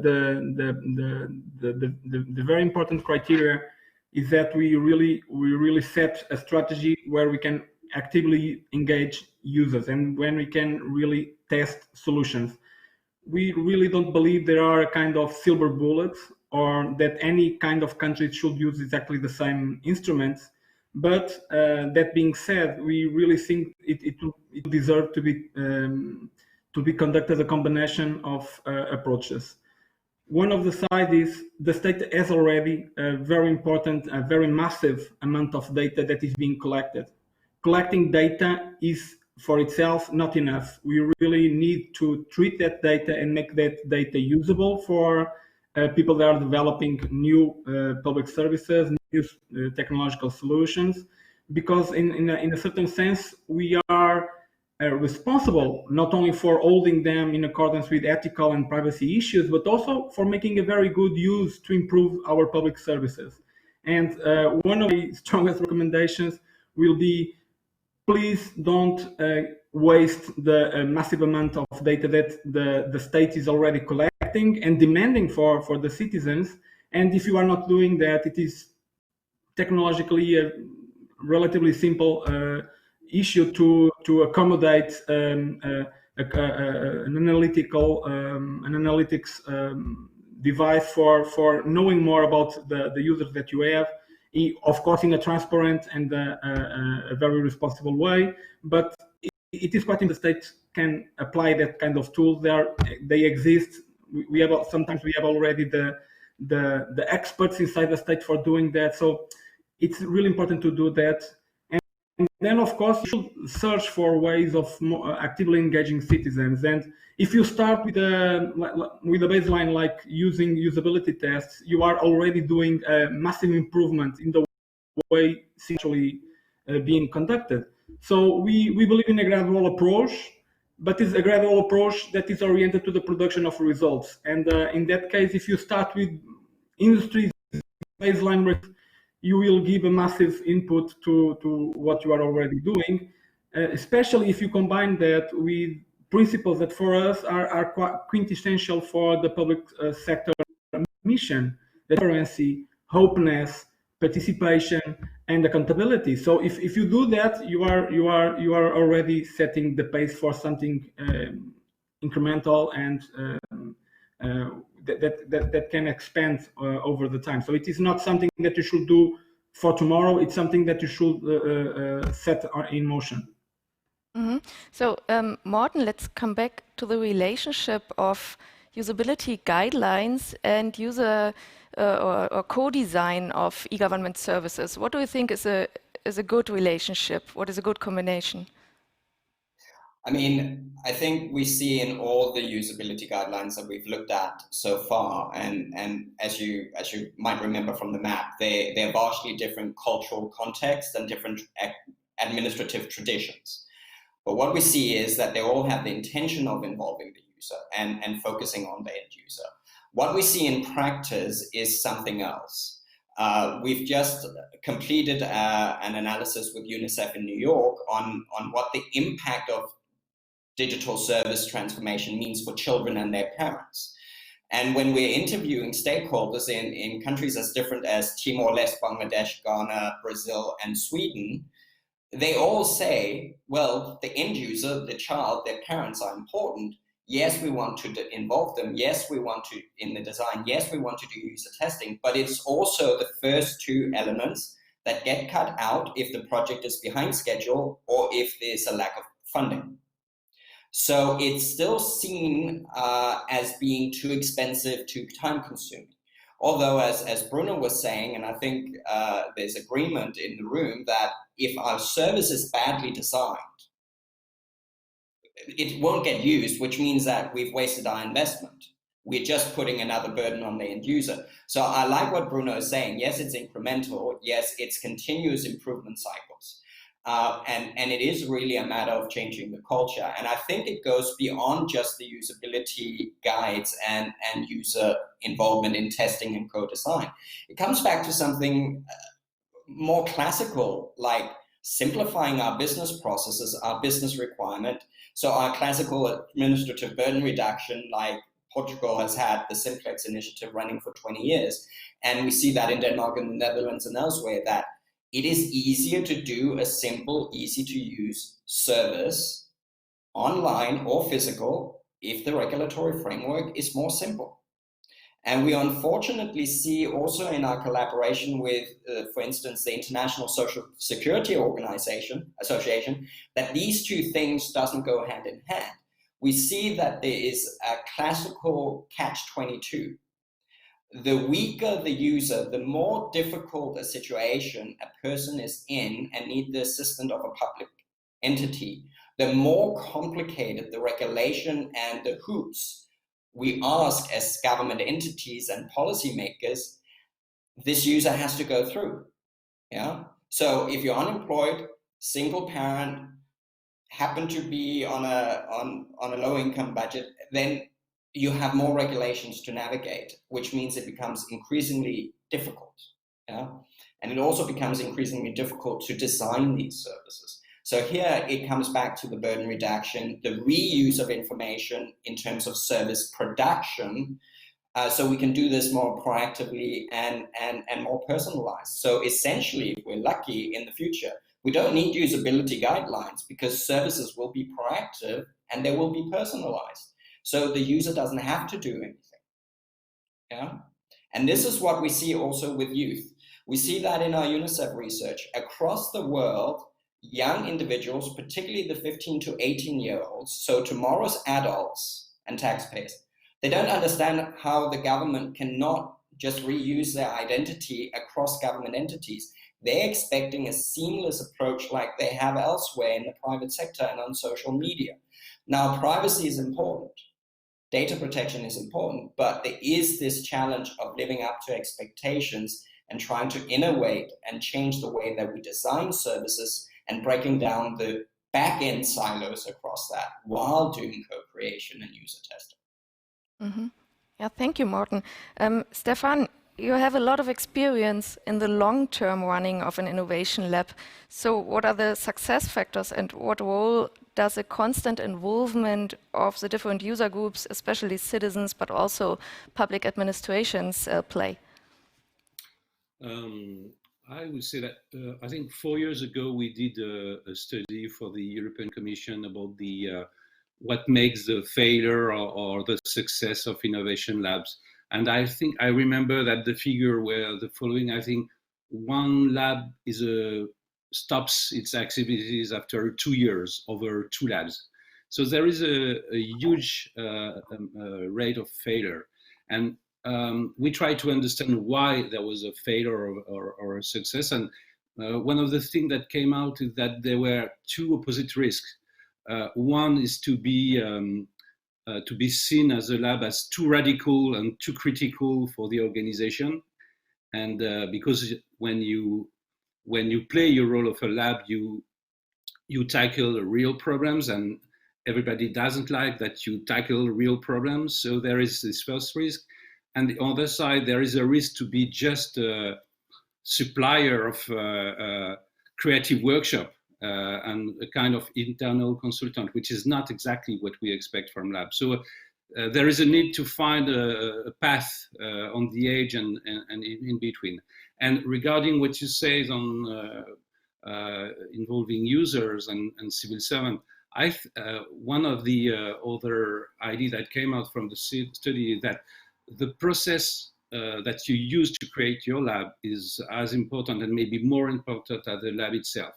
And your process should be collaborative and experimental. So you cannot create this kind of team of lab without making it in a collaborative way. So in the DNA of the lab, there must be the user. There will be the civil servant must be part of it, and the difficulty we got here is that there is a lack of culture of cooperation, even within administration and outside administration. So yes, you got to build this kind of thing in a very collaborative way and very collaborative process. Thank you, Morten. When we talk about employees in public administrations, in light of the citizen-centered approaches to service design that are now being applied in many different ways, so are employees in administrations neglected? Can the guidelines also be applied to complex back-office applications? Or is my perception wrong, and we experience a consistent consideration of usability for all target groups? What do you think? I think you have a very valid point. It's the end user, in my perspective, can be both a business or citizen, internal, external from our organization, or it can be my colleagues in the other department that is actually having to use my back-end system on an everyday basis. And again, a number of the same principles can be applied. I mean, I've been a civil servant myself, and I remember the amount of logins and passwords and different processes within different systems, and how archaic some of them were, and you didn't understand what the different fields meant.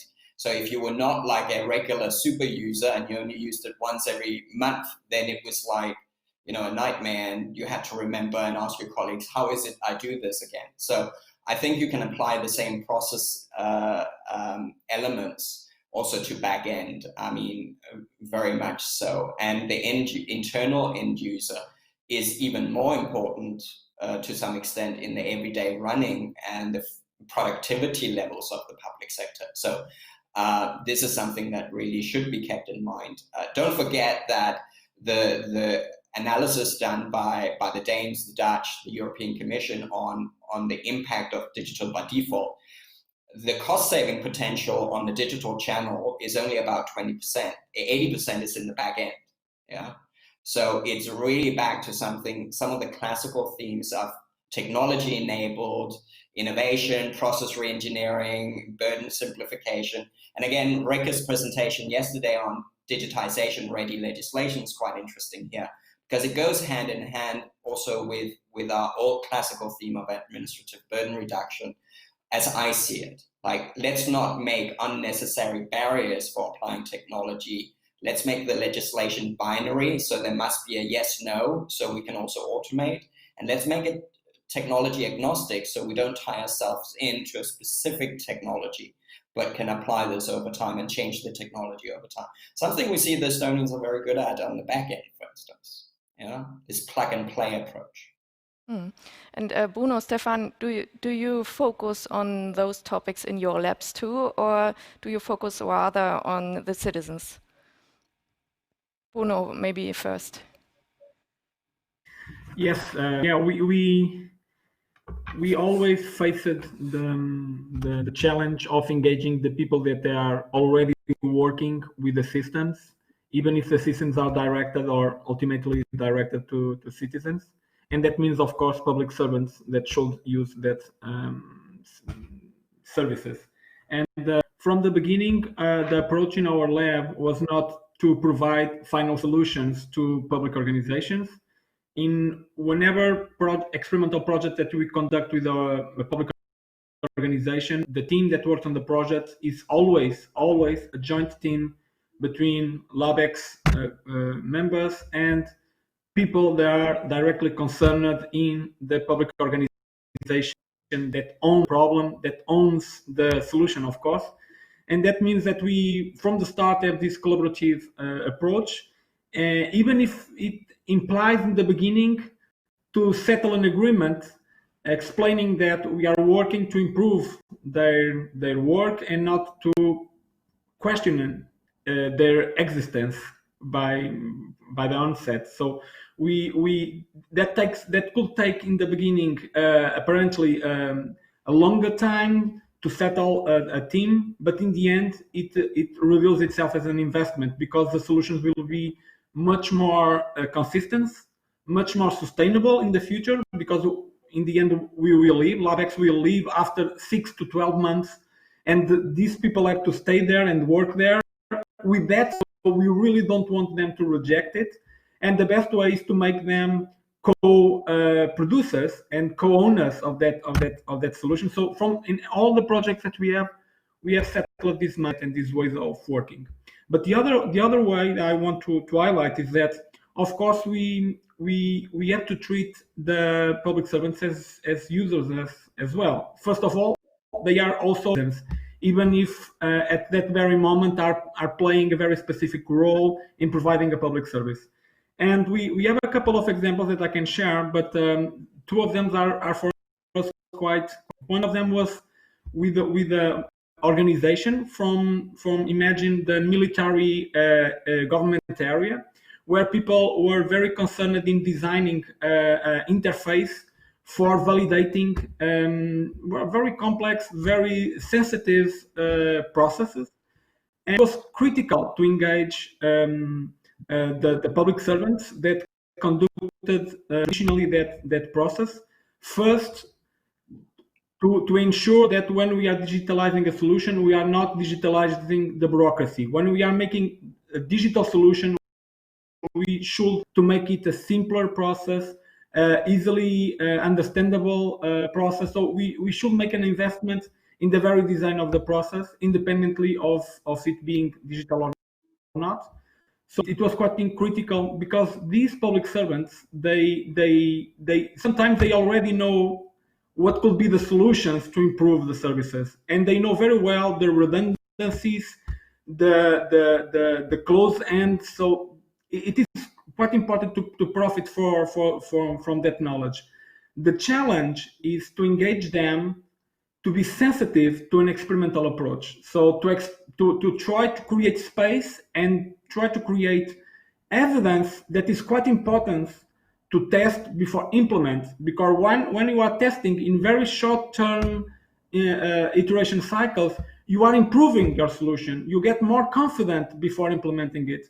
And from our experience, public servants, even if they are public servants from an era where digital solutions were not quite the norm, they are quite sensitive to make not only better public service, but more efficient public services.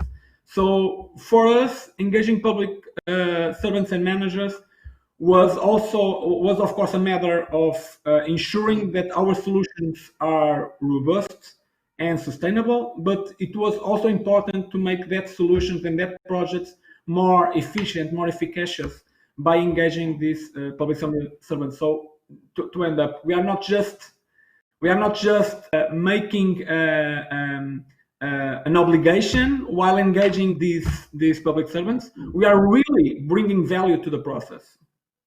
Mm-hmm. And Stéphane, do you focus on usability projects concerning complex back office applications? What I can say that we strongly think that civil servant must be at the core of it. So just let me describe the way we did it, for instance, with the city of Paris or city of Strasbourg. The way we help them to create their innovation capacity is that we select, we launch a call and we select a group of 20 civil servants, and not only top managers, but also people from the front office or everywhere in the organization, male, female, junior, senior. And they are the people who will be in charge of creating the lab themselves. So they will learn how to use user-centered methodology. They will learn how to redesign a device. They will learn how to do user research and so on, to do prototyping. And we do that because we strongly believe that they are the first users of this kind of capacities. There is a risk in our vision to create innovation position at the top of the management. And this guy or this woman will struggle with the rest of the organization without using the innovation capacity that is already there. So we see it more as a way to use the innovation capacity with already there and to work on that. So yes, we strongly put civil servant. If embedding them is not an option, they must be at the core of this. Yeah, thank you. Bruno, when we talk about the role of innovation labs in developing human-centric services, we often discuss scalability. So after all, labs are limited in their resources, of course. And so what experiences and solutions are there in Portugal? How can multipliers and partners be successfully integrated in the long term?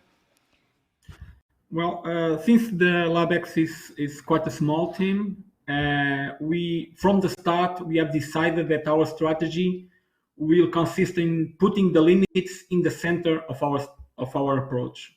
And that means that if we have a small team, if we don't have a budget, and if we don't have infinite skills, we should work in a connected way.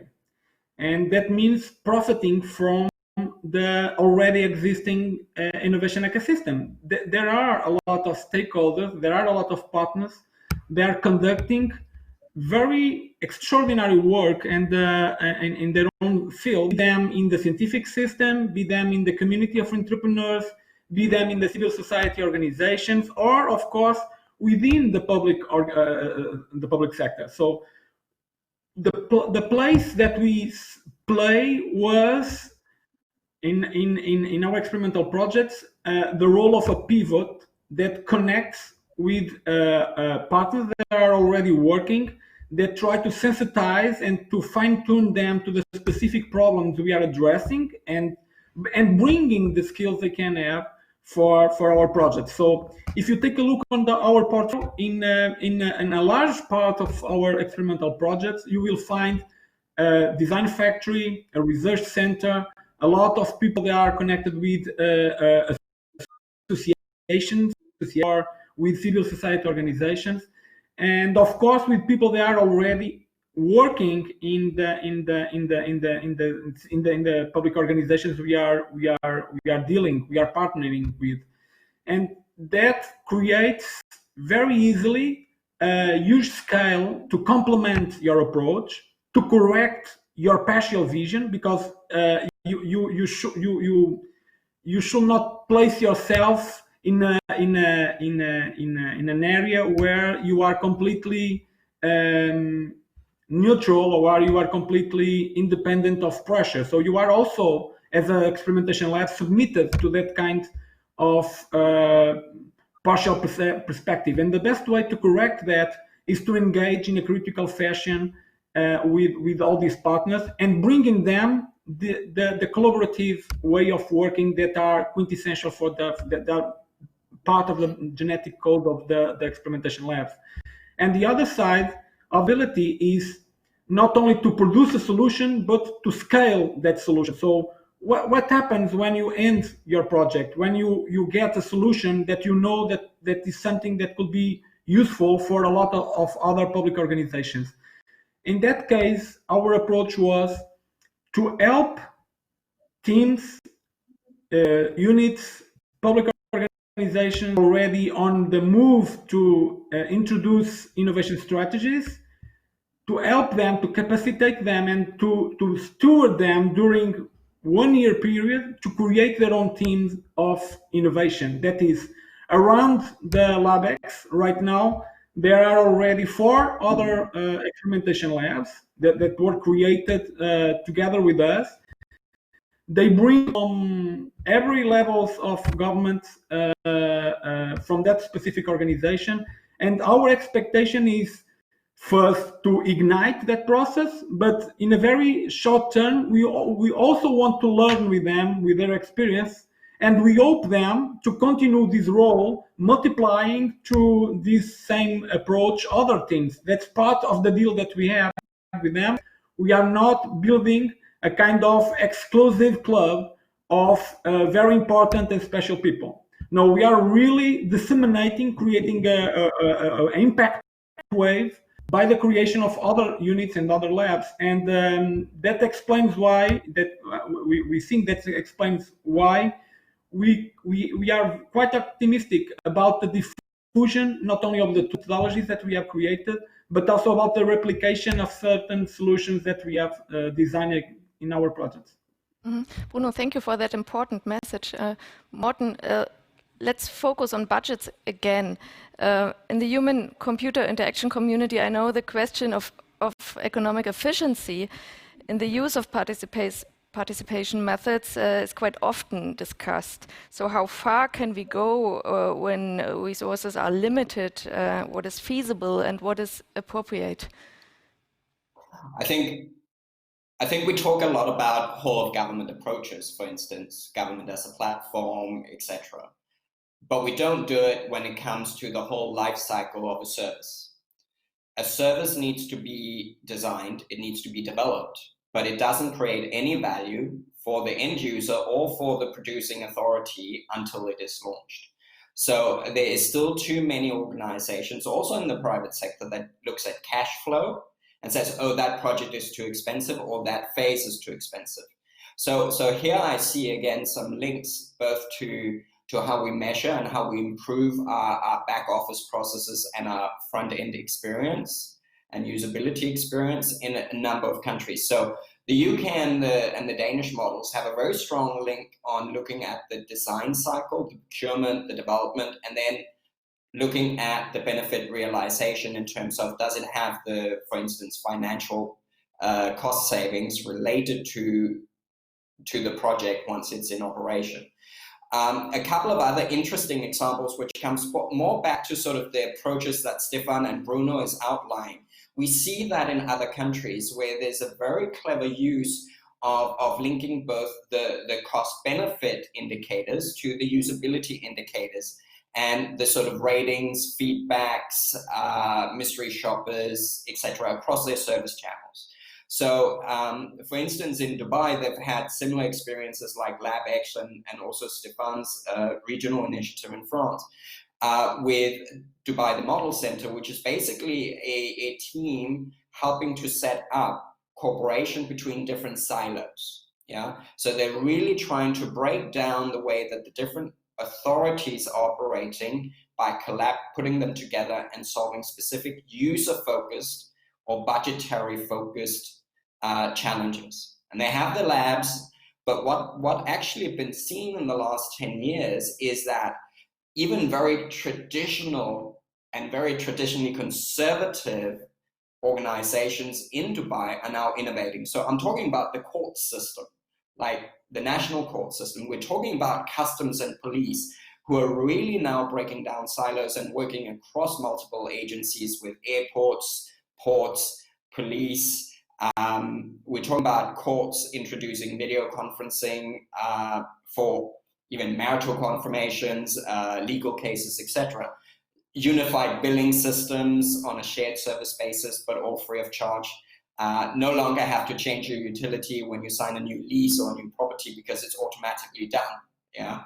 So all of that is wrapped around really a change management model that looks at both quantifiable user experience and quantifiable cost benefit analysis to really get around these elements and then use it also for their continuation. What is really impressive in some of these cases like Dubai is that their innovation cycle is now linked to an annual cycle. So they're really trying to push the envelope of increasing the speed with which government innovate, not just process innovation, faster, cheaper, better, but also on the service and the organizational innovation elements. So again, it's a facilitating role, and they're taking less and less initiative because there's now a culture established. And we're seeing other countries trying to do that. We've seen that in Denmark, where I forgot the name, there was a government lab, which was then closed down recently because there's so many other labs now, even in individual organizations. So it's really about facilitating the change. And here the budgets are relevant, as you're saying. It's often discussed, and I think there's some elements where some countries are using strategic pilot projects to try and help illustrate that and lead by example and showing what's possible in terms of innovation and co-creation and co-production. So again, what Bruno and Stéphane were saying, that the lab has a facilitating role, and over time, if we're successful, the labs may actually, these facilitating labs may not be necessary anymore because organizations have embedded that into their sort of organizational DNA. Thank you, Morten. Stéphane, what do you think are the most important challenges in cooperation with public administrations, and maybe on the other side among innovation labs? So cooperation is a challenge. We talked about it. What do you think, and what can we do? It's a challenge because I think there are many labs now with different kind of success and failure, and it's still fragile. So I agree that what we need now is we are working with a researcher in Canada who is doing a thesis about the future of labs, and what she says is that we need to shift from an empirical vision of lab to something who brings a more stronger theorization of theory of change. I mean, we are just there is a craft there, but it's just the beginning. So how could labs be more strategic, bring, exactly as my colleague says, as a larger vision, less into facilitation and more strategic and more global and systemic vision. How do we make sure that they are strong? They are seen not as costs, as an investment. When you think about it, it's absolutely weird that just like big corporation, there is no investment in research and development in governments.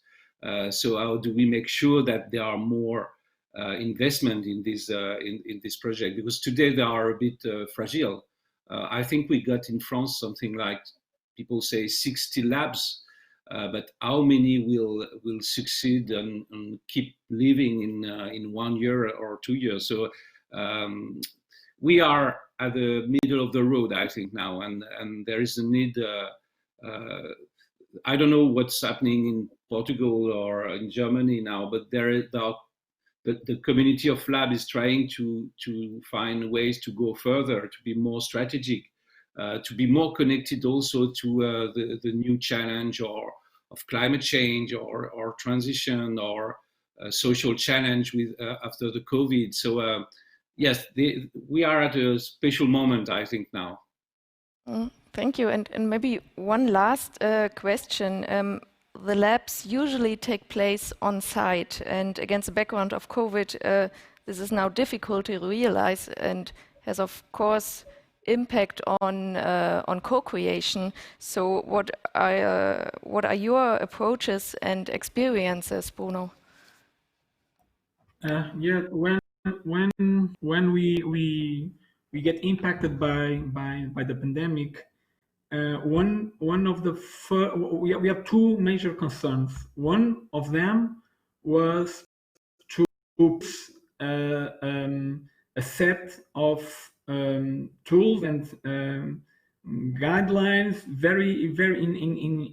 in a 2 weeks time to get all the colleagues that are working with us, for instance, in the network of innovators, or the organizations that are partnering with us in the project from the public sector, with providing them with a kind of survival kit for the new context.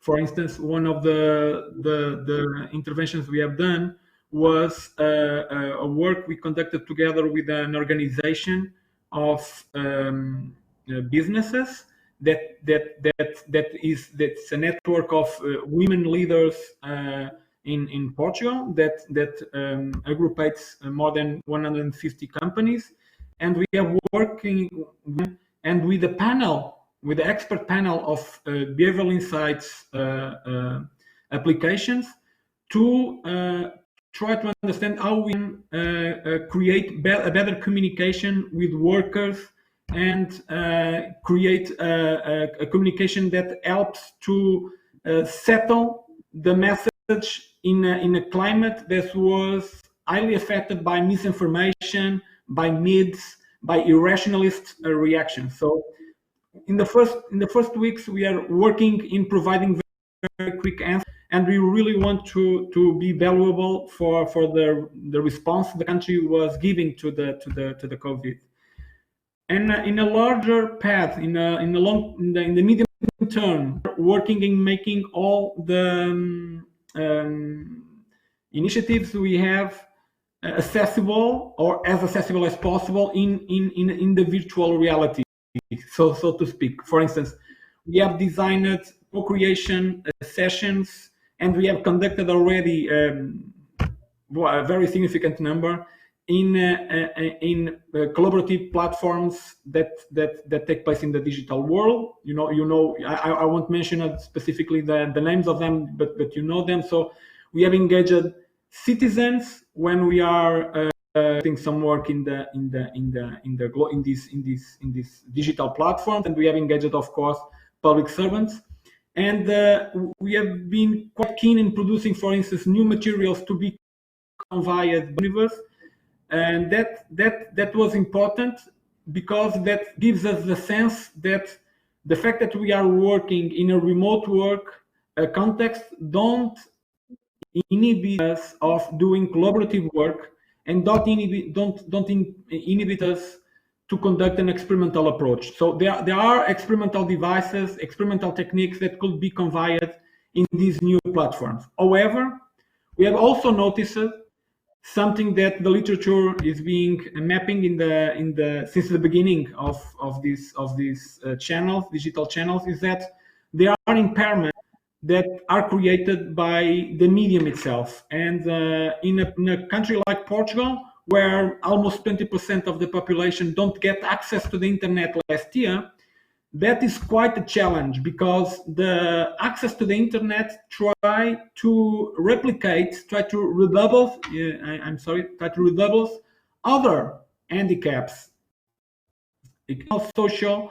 And in that case, we should be very conscious of not duplicating the exclusion that some citizens are already living when we are addressing the solution for this new context. So we are right now working hardly to try to understand better what are the potentials of using this new context for the remote work, the digital channels, to address the challenge of the pandemic. But we are also very aware, and we are trying to identify and try to create answers to the new challenges that we don't anticipate. They are emerging in this new context. And that being said, we have a quick win approach for the first weeks, but now we are working on trying to understand how this new change could become, some people speak about a new norm. I'm not sure about what normal really means, but it's quite important to try to understand what are the new potentialities, but also the new risks and the new threats and the new impairments that are being, and not believing that these problems will disappear just because we are right now using new technology. So that is what we have done in LabX. Thank you so much, Bruno, for these insights. I'm afraid we're running out of time, but I really hope that we stay in touch. And yeah, so let's say thank you again. Great to have you here, and maybe see you in our next sessions. Bye.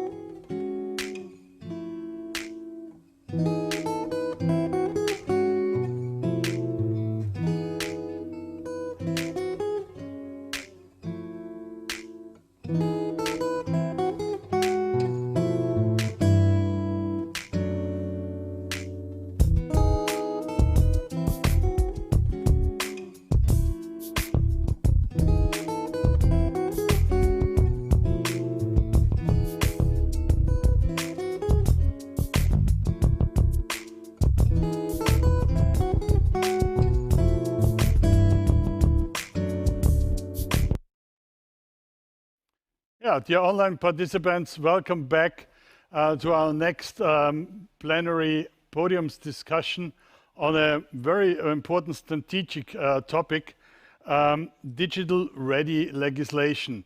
We have heard yesterday a lot about the Danish case and the German activities in this field, and we will now discuss with three experts on what can be or what should be the next possible steps. Just on my left side, it's Rikke Hogarth-Zeberg. She's the General Director of the Danish Agency for Digitization in the Ministry of Finance since August 2017. And this agency was especially established for the digitization process requirements in the Danish welfare society and is responsible for digital ready legislation and Denmark. And then we have Basanta. Hi, Basanta. He's a researcher at the Competence Center Public IT. It's called in Germany ÖFIT, at the German government think tank on digitization of government and society at the Fraunhofer Institute for Open Communication Systems here in Berlin. And then we have also with us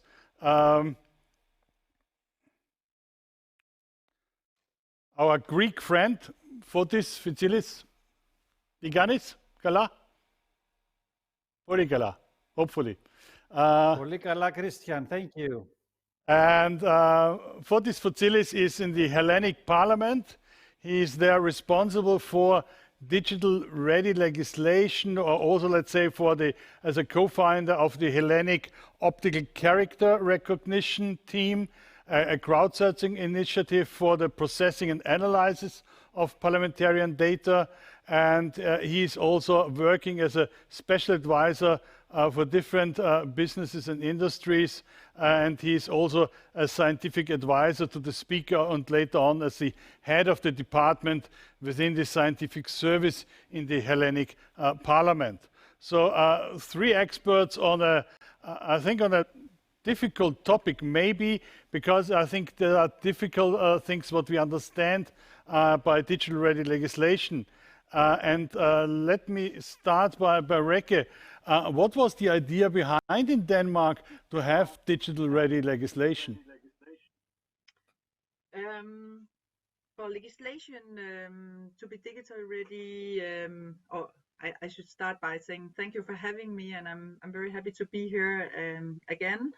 I think it's very interesting and useful to have this discussion in an EU context.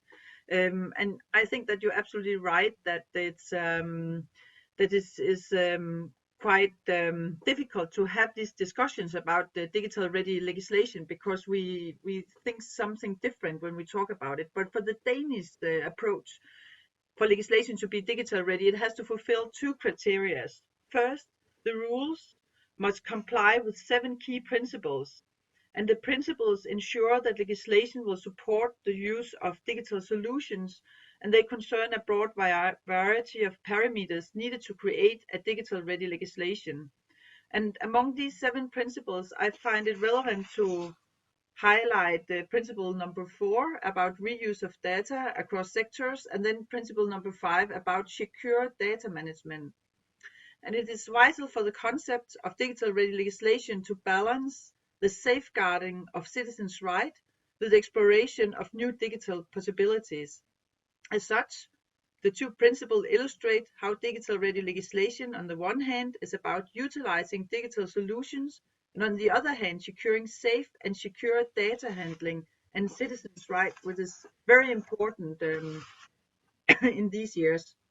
And in addition to these 7 principles, it's also mandatory for the ministries to carry out an assessment of the implementation consequences connected to the new legislation, and that is before the legislation is put forward in Parliament. We've seen a number of failed attempts to digitize legislations, and the lessons learned are very expensive in Denmark. And we failed primarily because of the fact that legislation was too complex, and the digital solutions that had to be changed due to the new legislation wasn't up to date, and therefore it was very difficult and very expensive. So the aspiration behind digital ready legislation is therefore to break away from legislation which is filled with exceptions, special rules and vague terms, because it prevents the implementation afterwards and the digitization of our administration. Thank you. Basanta, I think that's one important step, to have an agency who is looking on digital ready legislation. So it means that every law is passing this agency where they check if the law is digital ready.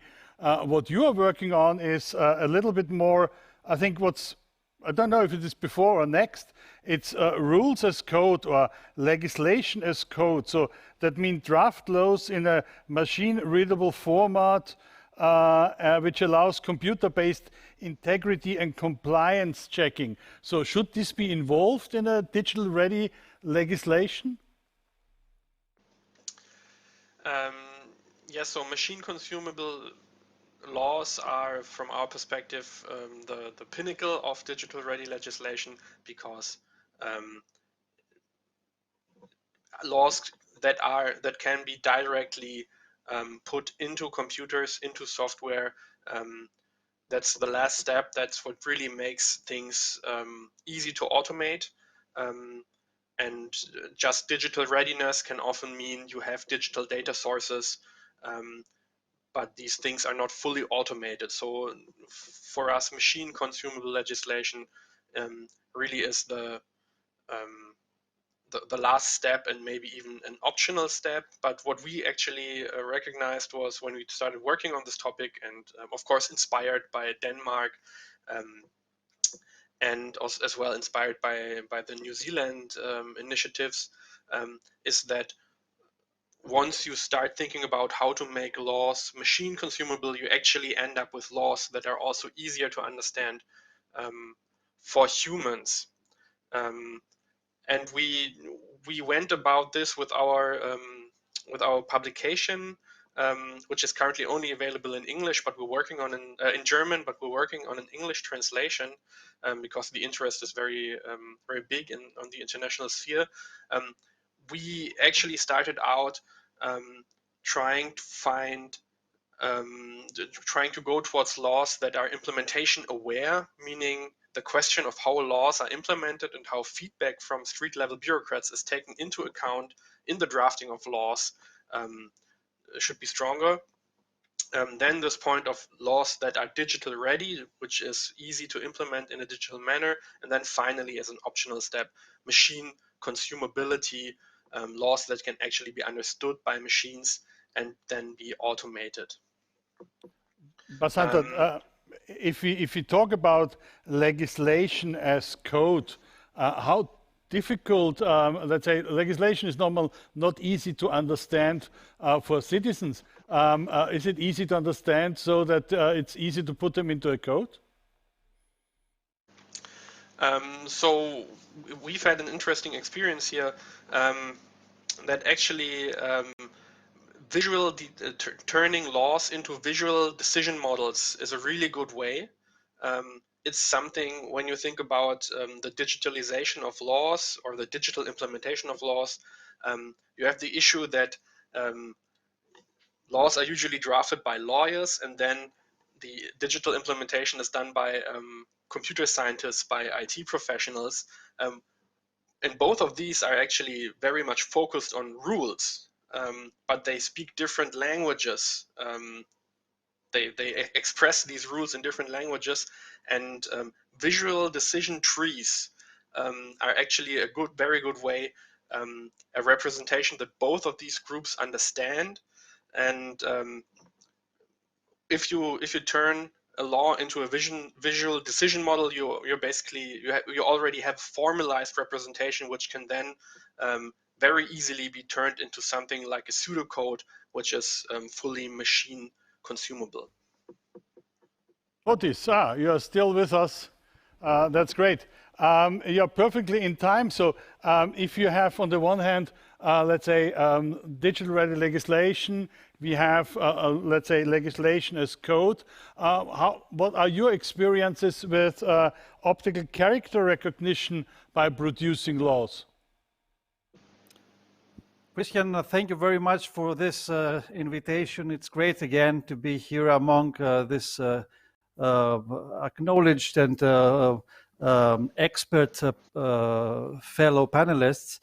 Let me tell you the following. I will indirectly respond to your question by saying that at first we had serious issues to explain to our administrators and maybe officials what exactly is digital ready legislation. And then I will proceed by explaining how we would like with our team to contribute to this. So the language and the terminology is a very big issue when coming to digital ready legislation. And at best, it figured out that it's better to use a vision, a bigger picture, in order to approach the topic also when discussing with non-experts or non-technology affine individuals and public administrators. And the greater vision looks like that.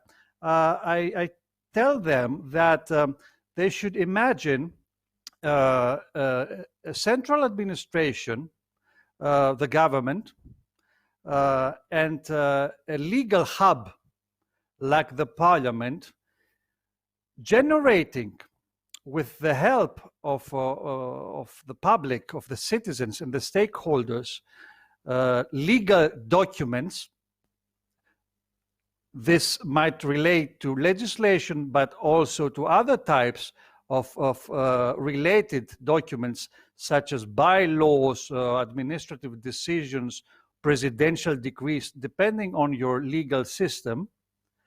Imagine that your stakeholders have influence in the policy-making process. Imagine that every actor that is involved in this process has a real-time image on who is intervening and how is intervening and which passages he or she is tackling or to change or to influence. And imagine all this is visible according to certain rights, of course, that can be defined ex ante, is visible and controllable to the central government. So the government, or a presidency maybe, will have a real-time picture on how legislation is evolving. And when legislation is there, enacted, and goes further to the administration to be implementing, and the administration is producing administrative documents based on this legislation, these documents are linked to the central, to this text, and again, the administration knows how the law is doing. For instance, geographically, in the northern of the country, depending on some issues, this legislation is used more than in the southern parts of a country, of any given country. Or imagine the judiciary decides on disputes based on this legislation. And the judicial documents, legal documents as well, are linked to the central document and other administrative documents. So the administration at large has a perfect, well, and profound picture of how laws are generated and implemented. And it can close the loop by deciding based on its knowledge that these passages need to be changed because they do not perform well, or they are not used at all. And they can close the loop. They can have direct feedback. So this is the picture that I try to give to my fellow administrators, so that they can understand the necessity of having digital-ready legislation. Now, this is the first part, the introductory part. To come to your direct question, unfortunately, we are not equipped in the Hellenic Republic yet to have fully digital-ready legislation. At first, there is a profound problem that lots of legal texts are not in a digital format, or they are digitized, but they are in an image form. So we have not captured the text, so the content of these documents. And the simplest way and the only way to come out of this loophole is to do an OCR, an optical character recognition, in massive amounts of such texts, and generate open legal data. This means not only to create data that are, let's say, in a simple text format, but on top, to create data that are structured, that followed for specific rules and standards. And if we do this correctly and right, to be compatible with the semantic web. This means to create linked open data based, for instance, on state-of-the-art standards from the World Wide Web consortiums like OWL or RDF. So this is the approach that we try to give to our administration. Thank you for this. Reke, following Fotis Vicilis, I think what are the main criticisms you meet concerning digital legislation? How do you deal with that? How did you train public administration that they have, let's say, a better understanding why digital-ready legislation is needed. And the second thing is transparency, how that also citizens or businesses can see how laws are generated. And I think the third thing is what Fortis means is, are all these laws then available as open data?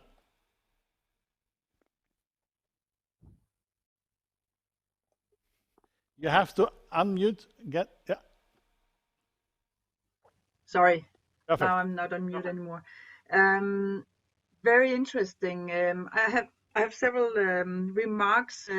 It's very interesting how my fellow panelists, they are working with the digital ready legislation. And I think there's, when I hear talk digital ready legislation, I talk a lot about new legislation which is put forward to Parliament. We also have a huge legacy of old legislation where it could be very, where we also look at if we could have some tools that actually could go through the legislation and see where the terms maybe is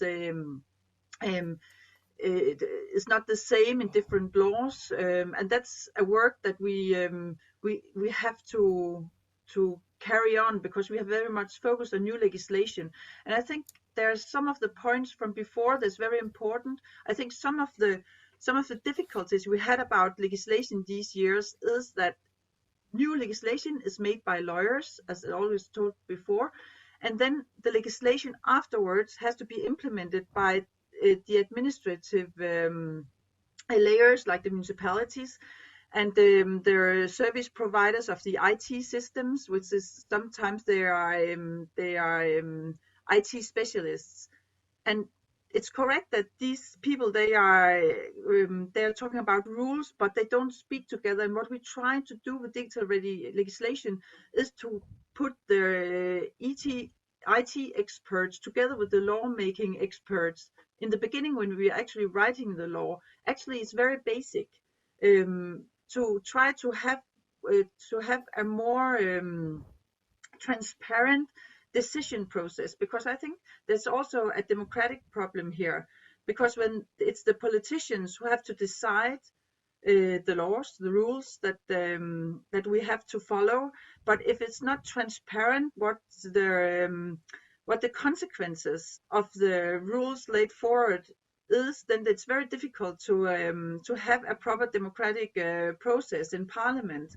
And digital ready legislation helps to provide this transparent decision making, because we are highlighting also what is the consequences of this law, and then it's also easier to have the political discussion, and afterwards it's easier to have the implementation. And I think it's very important in these years when we talk about data, and we talk about data transparency and privacy for the citizens. And I think it's very it's important tools that we have to maybe use AI, or we can put the lawmaking process into a digitized formal, as mentioned. But we have to be very careful that we're not going to lose the transparency. In the meantime, we're not going to lose the transparency of the impact on the citizens. And that's one of the main criticisms there have been to digital ready legislation in Denmark, because some of the political parties have been worried that with digital ready legislation now all legislation will just be so much informal that it will be total objective. We can put it into an IT system, and then the answer will come out in the end, and nobody have transparency of this decision made. Because if we take out every we call it in Denmark we have a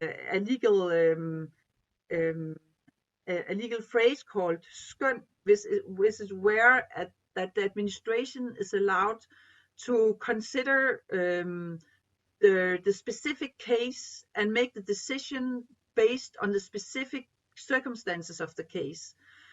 And when you're going to digitize everything and it's objective criteria, then everybody is handled the same. It could be that your age is only this, this allowance is only from people from 25 to 50. In that you can put into an IT system, but if the administration has every time they had the right to say, okay, maybe it's okay when you're 60 under certain circumstances. If we're going to take all these criteria away and everything is objective, then maybe there's something in the political sense that we're going to lose in the legislation. I know this is maybe hard it's hard to explain. I hope you can understand what I mean. But it's very important that we have the transparency. So when we put the legislation forward to Parliament, we are very precise on what is going to be objective criteria we can use automatically in the IT systems, and where is it necessary to humans to have a human decision. And the one case we always use in Denmark to say where can't we use the computers? It's when we're going to take children away from parents when they are neglected or abused or something like that.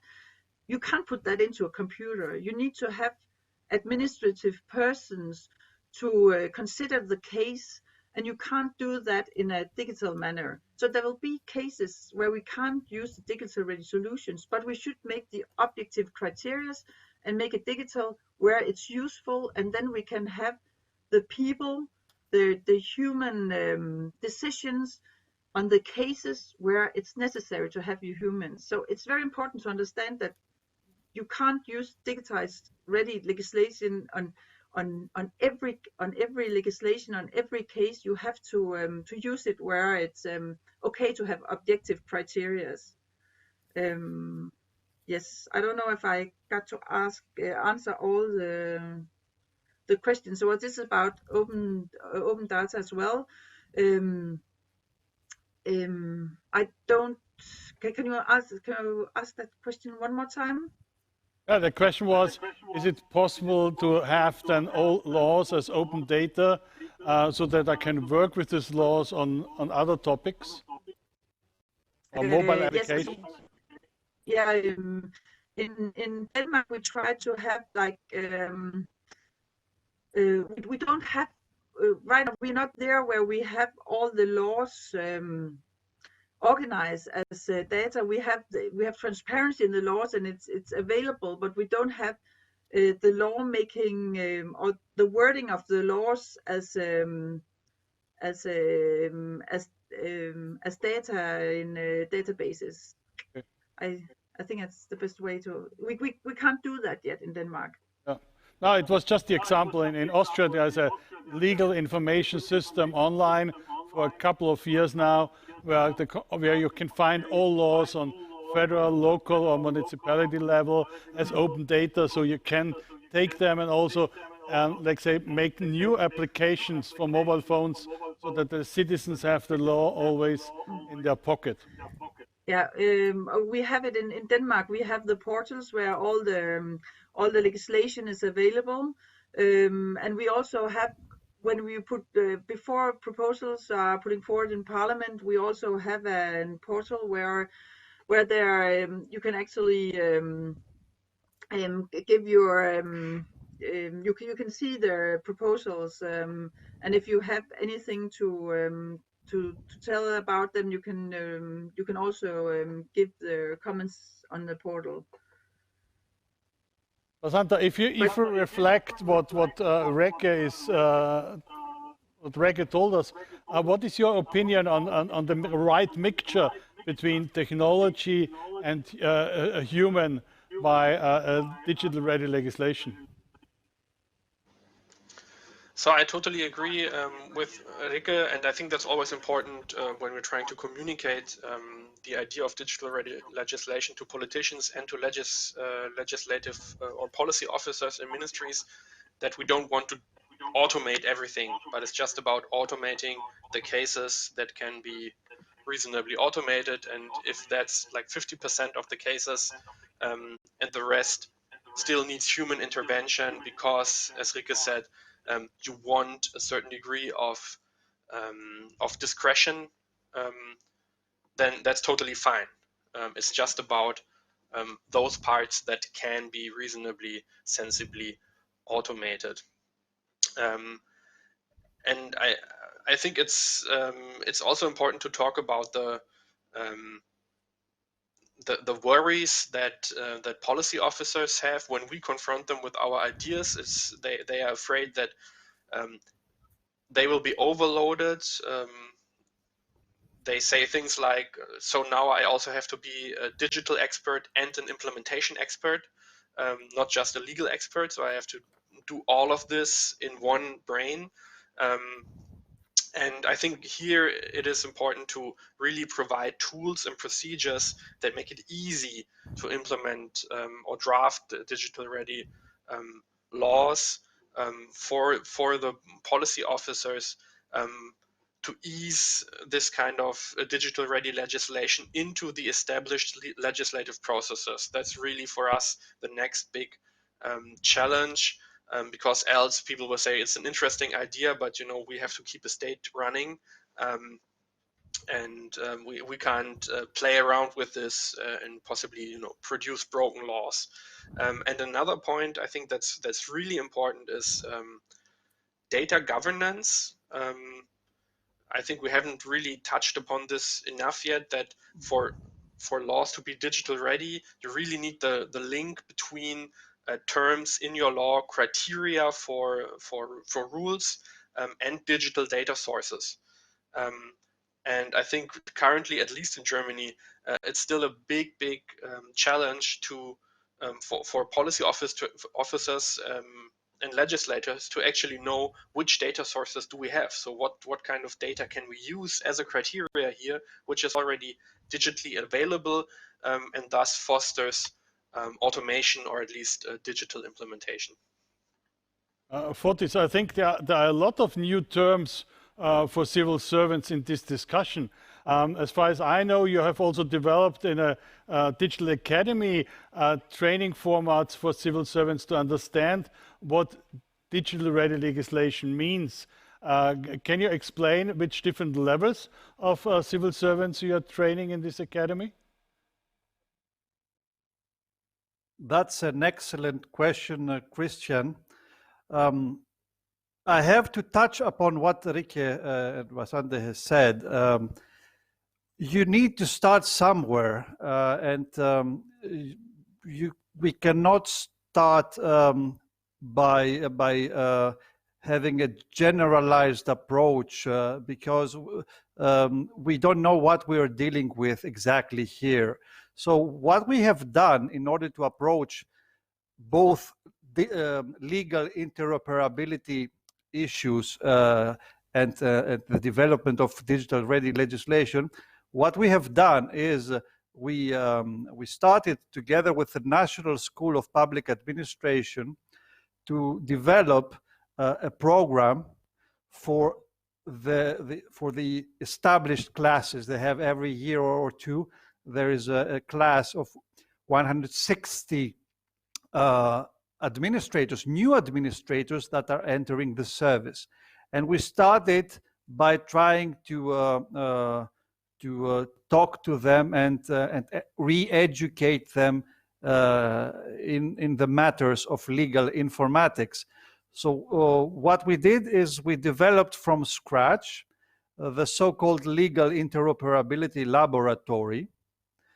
And what the essence of this laboratory is exactly the use of novel tools, legal informatics tools, such as the LEOS editor. It's an authoring tool that was developed within the ISA 2 program, European program.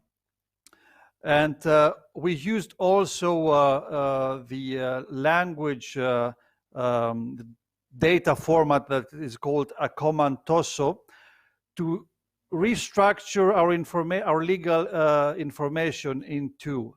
So the idea is to use new tools like the one I mentioned, and new standards like a Comantoso in order to create documents, legal documents, that are machine consumable, so that they are in a certain open data format that can be read by computers and different platforms worldwide, not only in the European Union, of course. And we started with a small group of students, only 10, it was a pilot. We have mixed results out of this experiment, let's say, but we are looking forward to the next class, which starts about now, to see while this is, while we could do it better and while it can be accepted by these new administrators, because exactly them are the ones that are going to use these new tools, and they are going to be the ones that will start producing digital-ready legislation. Reke, do you also provide such courses for civil servants where you explain which tools are available or what they should do to be, or what digital legislation means? Reke, unmute. Sorry, I keep making that mistake. Yes, we do. It's a lot about the lawyers' culture, or the lawmaking people in the state administration's culture, because they are not used to thinking in the terms of implementation and digital-ready legislation. So we provided courses for them, and we have a secretariat at my agency, which is in dialogue with the ministries when they are writing the new laws, and helping them to understand what is the criteria, our 7 principles, and how do they work with it. So we both have a toolkit, a toolbox they can use when they're making the legislation, and also we provide courses actually we also now have some working or cooperation with the universities. So at the law students already at university starts to choose courses about this digital legislation and what the prospect is. And actually there has been some scientists at the universities in Denmark who start writing books now about how the digitization is influencing the policy making and the law making, and how the new generation of public servants should have new competencies, including the lawyers. So now it started also at the discussion at the university and also at the law faculties. So it's quite good and very exciting that this development have now come in Denmark. It's been in the past 2 or 3 years it started, so it's very new but necessary. Basanta, you as a researcher, do we have to invest more, let's say, in such academies, in universities, to let's say to give them a better understanding on a very early stage? Yes, I think indeed, and in Germany, I guess it's a quite special situation because our public administration is largely staffed by lawyers who are traditionally far away from information technology. But I think we're profiting from the recent legal tech boom, and we see more and more universities are adding legal tech courses as part of the lawyer training. And I think in the long run, we will very much profit from that also in public administration, because we will have lawyers working in government who have an understanding of the link of legal informatics, basically the link between law and computer science. And we've also seen that the formal training for more technical administrative staff, which is also traditionally very heavy on law, is gaining more and more information technology aspects. And of course, people are just becoming more tech savvy. That's also something that we're profiting from, I think, generally here. But in Germany, we are, I think, a long way from the Danish experience still. So we have no actual commitment towards something like digital ready legislation. There was talk about a digital readiness check for laws, but I think it's currently on hold. So I think once we have something like this, there will be a momentum to actually push legal informatics even stronger, because I think this what we found in our research work is many of the ideas that we're now talking about, they aren't new at all. They were maybe new in the 1960s, and we just basically rediscovered them because back then they couldn't be implemented, maybe for technical reasons. And these legal informatics research institutes, and they were loads all over Germany, they were often turned into law of digital topics, something like copyright law institutes. So basically we let this research tradition die out, and now we need it again. There's a remark on the chat in the internet, and that brings me that it's a very, let's say, interesting discussion, but we don't have time to discuss the whole day. But this remark is that what Fortis mentioned can be found in the join-up space of the European Commission, in the collection Better Legislation, Smoother Implementation. So there can be found a lot of tools that Fortis mentioned. And that brings me to the last question for everybody to answer very short in 1 or 2 sentences. What should be the next step on European level to support digital ready legislation? Fortis.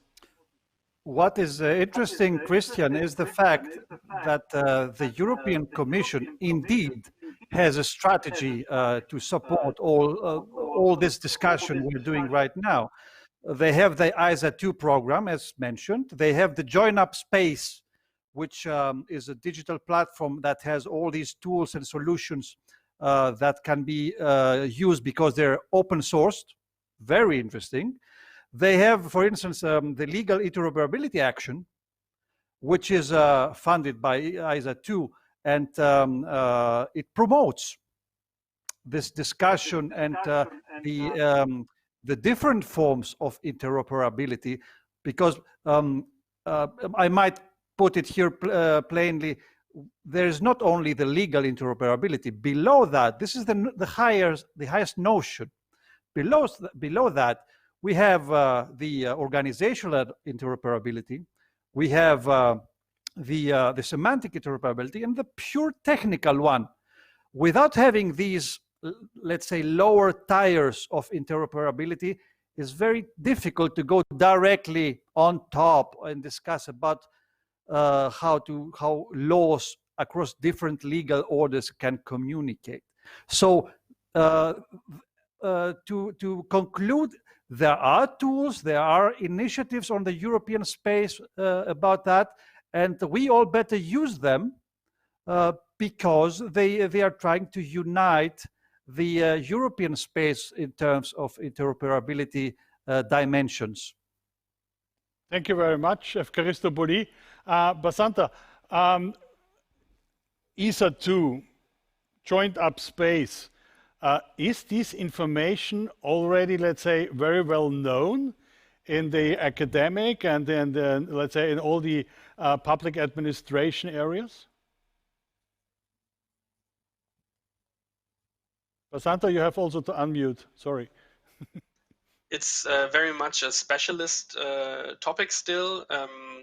I mean, we are obviously aware of these European actions, but I think even the general idea of digital ready legislation is still largely unknown in German government, and just, you know, a few forward-thinking units are pushing this topic.